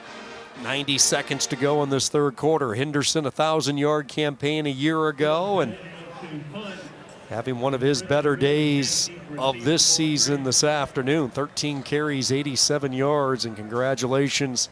Quite a milestone in the long history of Buffalo football. Definitely. Drennan's been busy today. Let's not forget about his heroics in the first half. Time and time again, pinning Bowling Green deep. Here he has a chance to really uncork his leg strength. Ridley on the back pedal. He has no lane to go, and he is tracked down. 56-yard bomb uncorked by Drennan. Victor Snow, the first one downfield with the coverage. The guy simply never leaves the field. Tell you what, man, when you're an offensive starter and a playmaker, you don't see those guys on special teams in college very often. Not even in NFL, but this guy returns punts. He covers punts, makes plays on offense. I thought that was a great punt, but I thought the coverage was even better.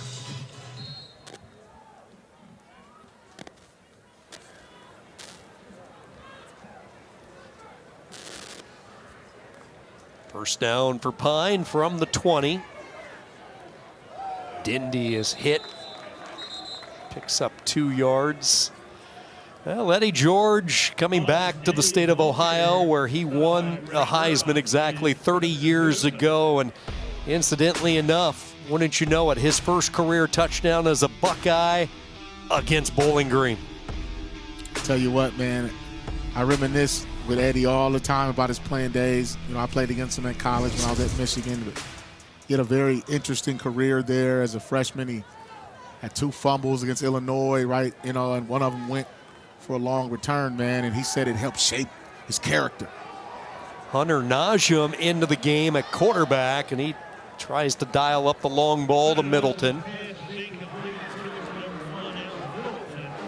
Change at quarterback, and here is the young man they brought in from Washington State. Started the year the 4th string quarterback, Hunter Najum, making his first appearance for Bowling Green. Keep in mind, last week's starter, Baron May, suffered a season-ending injury late.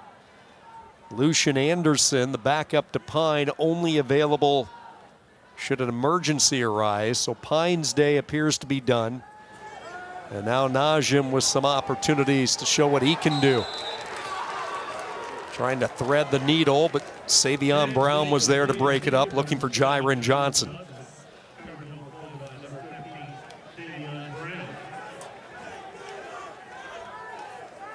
I tell you what, man, this Buffalo defense has been lights out, and can't go wrong by giving Najum some reps.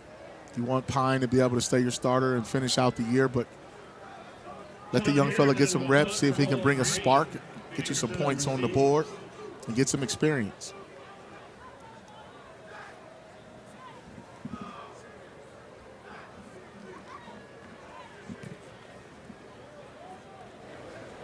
Henderson's punt. Victor Snow with the fair catch, 40 yards on the punt. Tell you what, Buffalo has put together the complete package. Complimentary football, even the special teams getting involved. Victor Snow, 65 yards to the house. Buffalo with the shutout.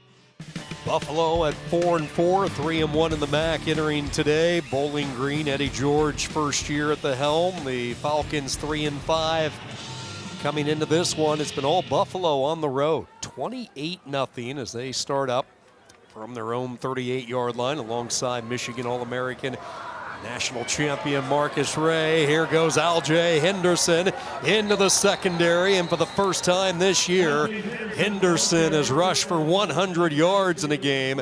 And you talk about a perfect day of football, Buffalo experiencing it right now. Yeah, I'll tell you, man, this young man, he stood out today. Great performance.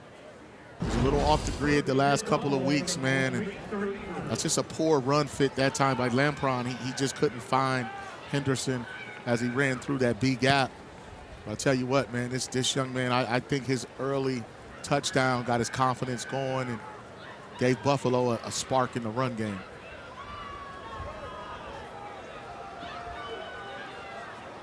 First down, they stick with the hot hand, Aljay Henderson.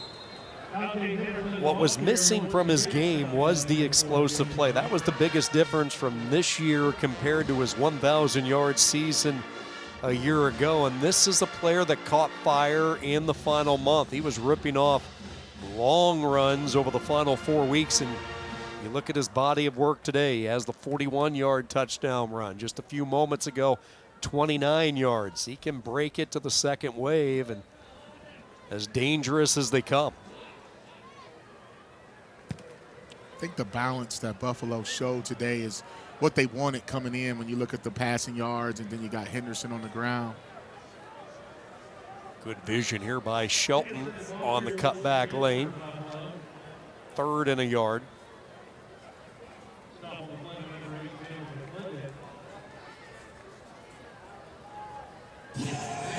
Just by design, if you watch, Buffalo's it looks like they're running to the right, but they're running to the short side of the field. So they're lining up with 3 receivers to one side, they're motioning people, and it's causing Bowling Green to just be one guy short to the weak side of the formation.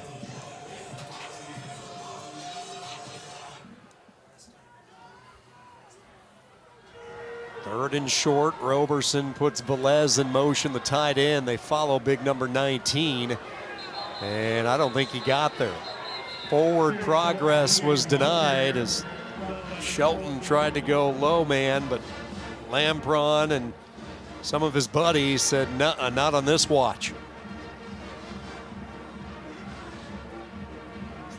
It was a nice job there by Bowling Green, maintaining their pad level being low and run gap integrity and winning that battle on 3rd down. They're still fighting. They will send out Jack House from the far hash, officially 43 yards for House. 10 of 12 this year. He has been a nice addition from Maryland. Bad snap, gets to the holder, kick on the way, and it is no good. That one trouble right out of the gate off the snap, and somehow, amazingly, time on the field. Drennan was able to get the ball teed up, but a misfire from Howes, the timing all thrown off. A rare blemish today from Buffalo. They still have this one in control.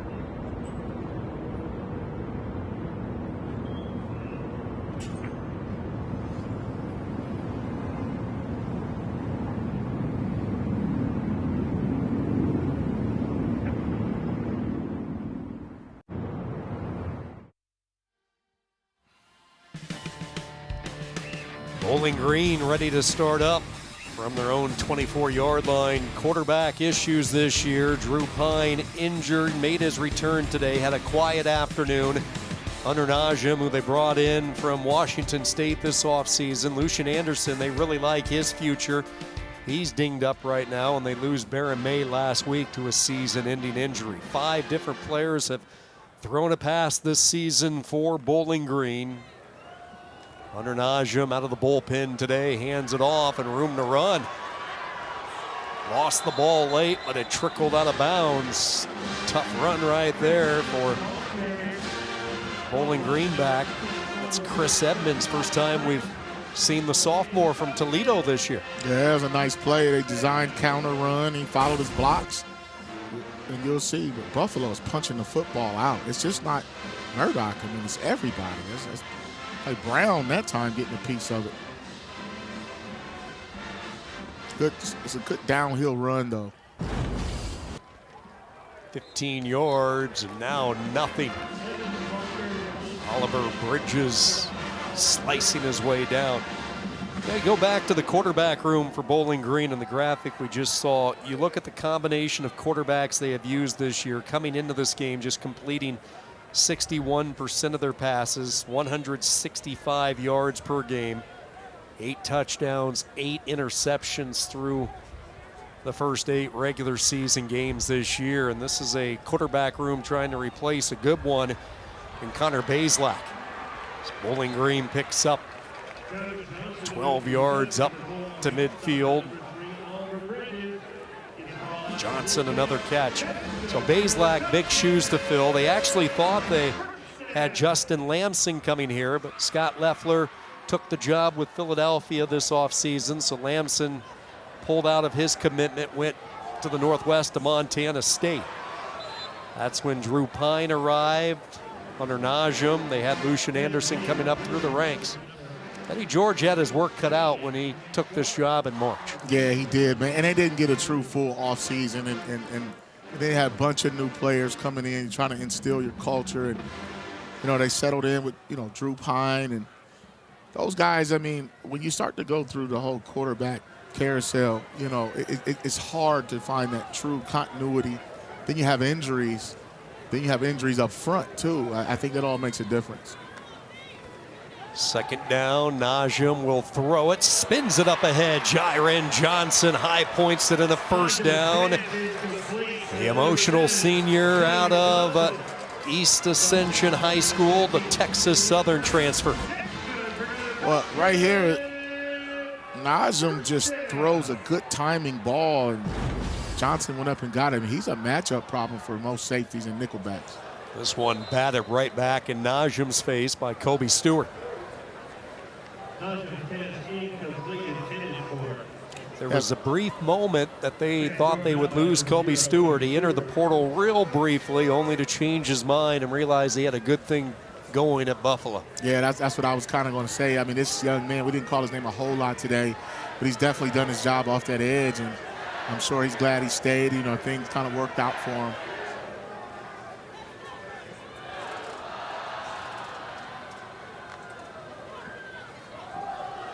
Second down, not a real clean exchange. First from the center to quarterback, and then from Najim handing the ball off to Edmonds. Joe Bowen, defensive coordinator, that tackle there was made by Junior Poyser, number 97. You know, we talk a lot about Red and all those guys, and we asked him on the call, who else? You know, who else has stepped up and done some great things? And he pointed out the big fella, interior D tackle, Poyser, Morgan, and some of those other guys. It's just a good group of talent and mesh, and when they all play together, they're pretty good. Third down and 8. Najim under duress, and he is going to be drugged down, sacked back at the 32. Second sack of the day for Devin Morgan. You know, and it comes just from good coverage downfield. I mean, that's good pass rush, but there was nowhere to go with the football for Najim. And then you got the big fella, Morgan. We just talked about those interior tackles being some unsung heroes, and he makes another play. Career high 2 sacks for Morgan. fourth-year player for Buffalo, and Bowling Green's going to try to get some points. Jackson Cleather has been one of the best kickers in the country. Has a real strong leg, 51 yards. Into the air it goes, and it is good. Bowling Green on the board. Cleather, for the third time this year, connecting from 50 and beyond. Timeout on the field. Something positive for the Falcons. Throughout the course of the season, Jackson Cleather has delivered 51 yards to get Bowling Green on the board.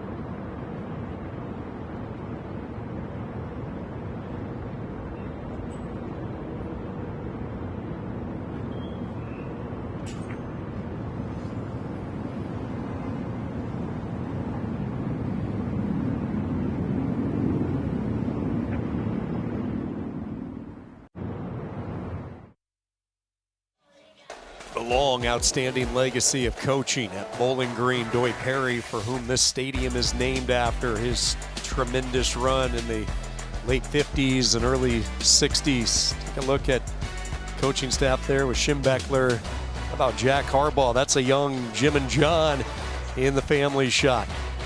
Jack, the assistant coach for a few years. Urban Meyer, guided Bowling Green to 17 wins. A young Urban Meyer back in 01 and 02, and now Eddie George trying to cement his name. Year one, coming over from Tennessee State, where he guided the FCS program into the playoffs, was the Ohio Valley Big South Coach of the Year a season ago. And again, Marcus, he arrived really in March, and yet he was able to stock this lineup up with the top-ranked transfer class in the MAC in such a short amount of time. And you look at some of the coaches he has on the staff. Clyde Simmons, one of the names. Start throwing these names out and what they have done on the field, you know he's going to bring the influx of talent. Yeah, he comes with instant credibility as a player and as a coach. He's been through it. And as most people know, it takes time. It just takes time for a new roster to gel, coaches to get to know each other and figure this thing out. And from week to week, you just have to figure your team out. And it doesn't get any easier in the unpredictable MAC.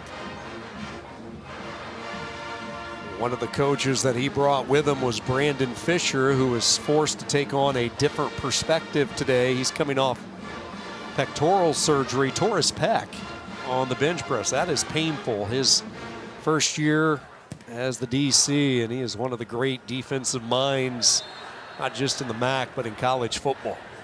And he talked about some of the assistants that he has, including Clyde Simmons. Anytime you have a coach that had the career Simmons did at the next level, you know you're going to be pretty special. Definitely.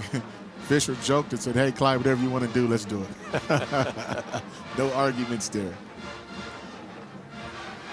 Brandon, the son of former NFL head coach Jeff Fisher. Bright future. Sure, he's frustrated not being down on the field, but as a safety precaution following a surgery like that, you can ill afford to get run over on any type of play. Roberson really hit hard. He paid the price. And he is down. Trouble for Buffalo late with this game. In control, Roberson slow to get up, and he got popped just as he let that one fly. Yeah, Lampron, he gave him a little shoulder, and he upended him up in the air. He just landed kind of weird. Eddie George is a big leadership guy. He looks for leadership traits. He says that's the biggest thing in an athlete. He doesn't want to look for buy-in from anyone. He wants ownership of culture, and I think he has a guy in Gideon Lampron to build the defense around. Yeah, Gideon, man, has really stepped up. We talked about the injury to Pringle. His defense is talented, though. Like, I mean, all the pieces are there. You just have to execute. We love Gideon because of what his father picked for his middle name, Gideon ESPN Lampron. Let's take a look at some of the fun names in football. DeRealis Clark, Kent State, has his own hot wing sauce at a local restaurant in Kent, Ohio. He's so popular. Yeah. Explosive return man. A memorable factor, huh? Put Robin Banks up there too, you know? That's some good ones. Just in case, all these guys, man.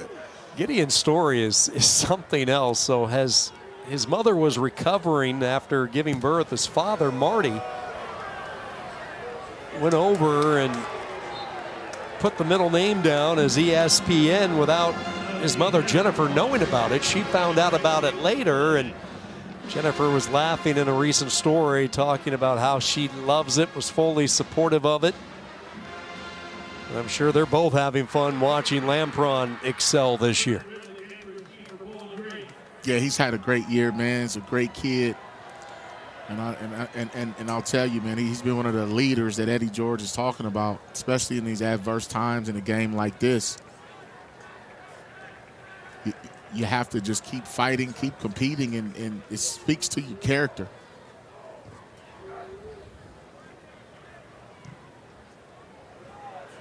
Beautiful high spiraling kick from Drennan.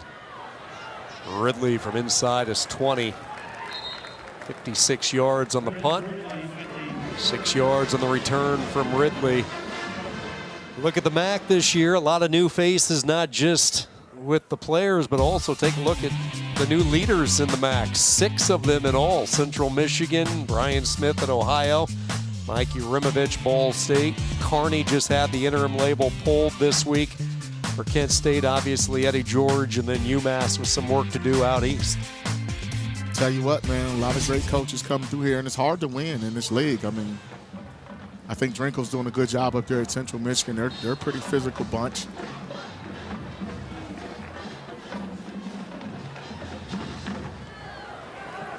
Third offensive series for Najim, and a first down throw and catch. Win Sharp with his second catch of the year. Marcus, I want to go back to Eddie George, and he's where he wants to be. You know, this is a guy that has excelled in every aspect of life, just not on the gridiron, but his post-football life. He's a founder of a company, a landscape architectural design group. He was a big-time actor on Broadway. In fact, a lot of folks saw him in the big theatrical release of Chicago. But with all of that said, he has talked to local media on a number of occasions saying this is his calling. He loves the opportunity to coach, especially with his son on the team and Eric George. He's where he wants to be. Yeah, and he said coaching is not something he even thought about. Like coaching called him into it. And I remember in 2006 in Columbus when he opened up Eddie George's Grill 27. Dangerous throw, and it's intercepted. Oliver Bridges with the pick for Buffalo, and the Bulls have their second takeaway of the day.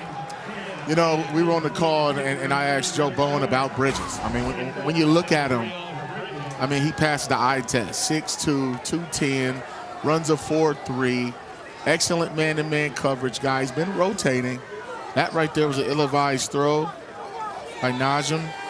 With 3 guys over there, and that time Bridges made him pay. It's good to see that young man get in there and make some plays. It's tough when you're rotating, man. There's his dad right there. Proud father. You know, Bridges was down at Cincinnati for a quick second, and now you see the young man out there making plays. Got a lot more playing time earlier in the year when guys were competing. Good to see Roberson back out there after he took the hit from Lampron. He will hand the ball off, and Al-Jay Henderson making the most of nothing. He was dodging missiles. Really, once he was handed the football there, nifty move, and that's about as pretty a 5-yard run as you're going to see. There you go. Proud pops. Yeah, how fitting for Bridges. His first interception this year comes in a state where he started his collegiate career. Spent 2 years with Cincinnati, his second year at Buffalo. Really came on strong at the end of the year a season ago, starting the final 2 games, including the bowl game. And keep in mind, this is a secondary that lost Keontez Bradley early in the game. Ramsacked in the backfield. Lampron, another TFL. That time, Henderson could not escape. It's a good play there. Getting in that backfield, one of those havoc plays that we talk about, man. These linebackers on both sides of the ball had lights out games. Talk about Murdoch, Lampron, and the guys. But you got to tip your cap to that Buffalo offensive line, though. They opened up some holes. I thought they protected fairly well, allowing Roberson to get hot early on in the game. He and McMillan. 3rd down and 9, near side throw. It is McMillan, and he is lassoed around the waist by JoJo Johnson, shy of the 1st down. Marcus, we came into this game touting the 2 linebackers for these teams, Lampron and Murdoch, and they have put on a show, a combined 26 tackles, 13 apiece between the 2 outstanding leaders of their respective defensive units. Tell you what, man, I mean, numbers don't lie. And when you watch the game live, you just see their impact. You just see how those interior linemen, though, those guys do a lot of dirty work. You talk about creating double teams like Branch Haynes and Kelly and those guys. They eat up a lot of space in there for those linebackers to run free. 4th down, here they come. Roberson, a pretty good fight for position with Gathings and McClendon, and Buffalo is going to give it up on downs. Gathings never was able to get the separation from Jalen McClendon. Bowling Green offense will come back out onto the field. Buffalo 3 minutes away from securing a road win.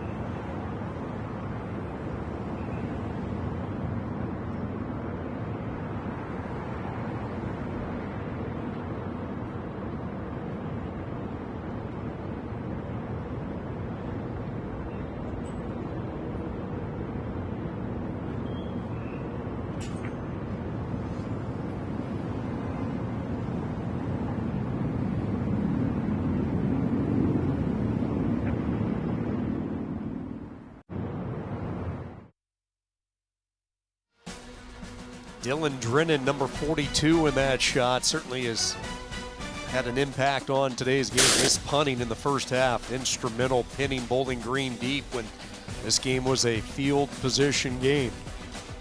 Complimentary football for the Bulls on the road as they put the finishing touches on this one. 28-3.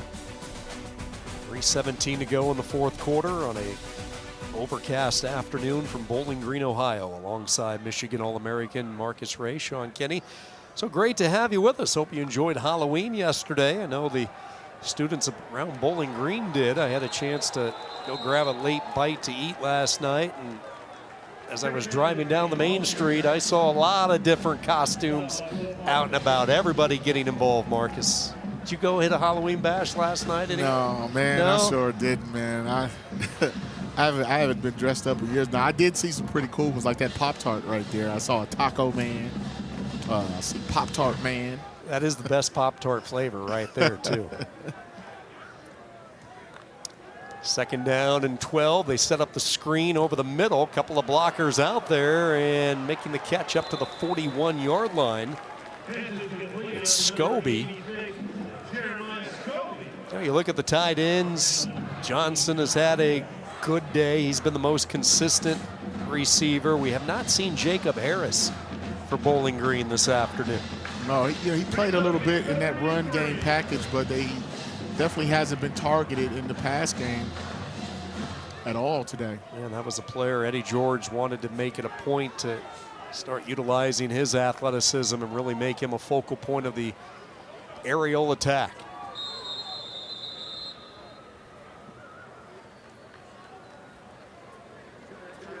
Two-minute timeout. Buffalo looking to improve to 4-1, stay a game back in Miami with midweek action around the corner.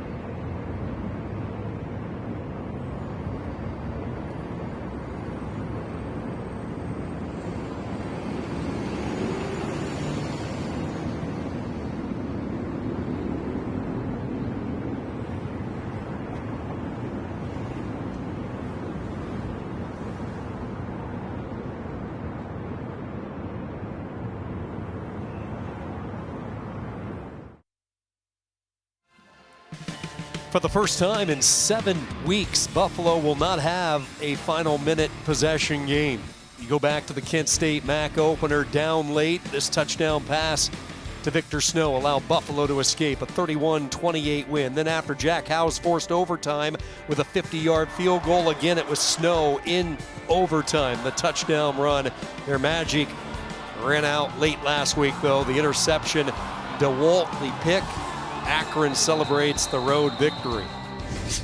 But today Buffalo has put together the complete 4-quarter game that Pete Limbo and this coaching staff have been searching for all season. Yeah, he talked about the 6 one-score games, and they really talked about not wanting to play from behind every week.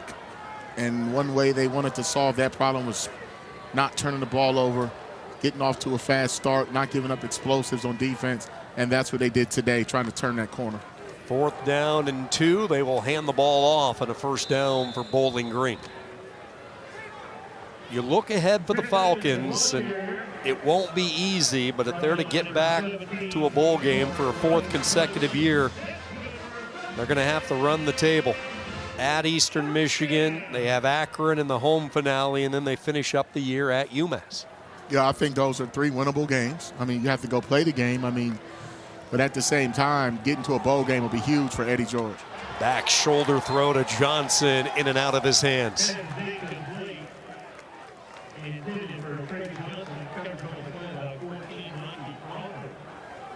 First thing Bowling Green will want to do is heal up. They hope to get Jake Burns and Alex Padgett back for the final 3 games. Both were in uniform today, the starting guard and center.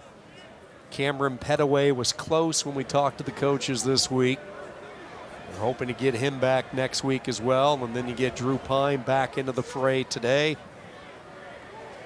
They're going to hope that he finds some of the rhythm that he showed and the fluidity of this offense in games that he had, like against Cincinnati.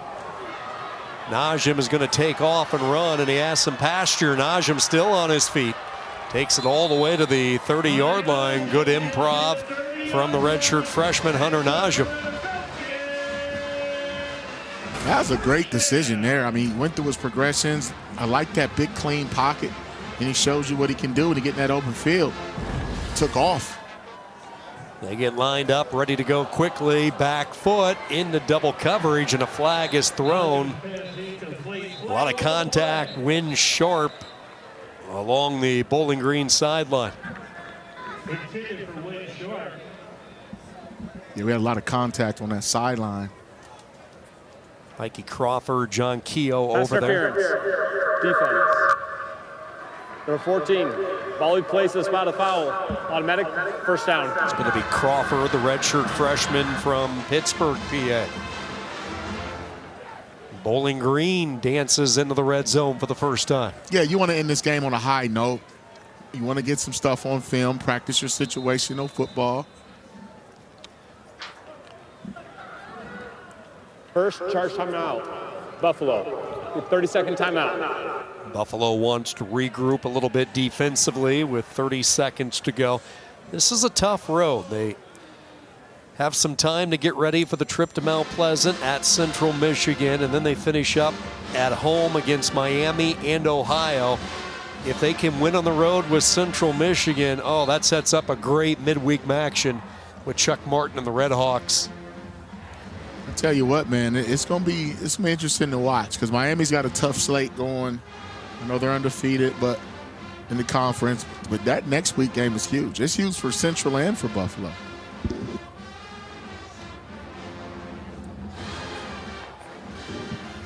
Last year, the MAC sent 6 teams to bowl games. A lot of parity once again this year, and you could see a high volume come late December and January, lofting to the end zone, but running out of real estate. They were looking for Trey Johnson again, coverage by Keontae Bradley, who is back out there. So that is terrific to see. It was a scary sight if you're just joining us. Bradley involved in a collision with Austin Dindy, and it did not look good for a while. No, it didn't. He sat out, and those, he started off the game, so it's good to see him back out there finishing and getting his reps. Got cleared. Young man's back in action. Second down and 10. Najim dancing around, now takes off and runs, but The spy was locked on him, and Najim taken down by Gonzer. Clock will continue to run. Najim now gets up, and he is limping his way back. And I'm not sure Bowling Green is even going to try to take another snap. They're not. Man, they are snake bit at the quarterback position this year. Unreal. Third straight week where quarterback looks like they get injured late in the game. Two coaches come together. Buffalo 28-3. Marcus, huge win for the Bulls today on the road. I think they played complimentary football, got off to that fast start. He actually was able to score in the red zone, didn't give up any explosives really, and tell you what, man, they looked very balanced on offense, and tip your cap to that defense. Roberson throws for 136 and a touchdown. Henderson for the first time rushes for over 100 yards. Red Murdoch cements his name atop the NCAA record books with a 17th forced fumble. For Marcus Ray, this is Sean Kinney saying so long from Bowling Green. The final score today, Buffalo 28, Bowling Green 3. All games airing on the ESPN networks are streaming live and archived on the ESPN app. This has been a presentation of ESPN, the worldwide leader in sports. Buffalo 28, Bowling Green 3. Good night from Ohio.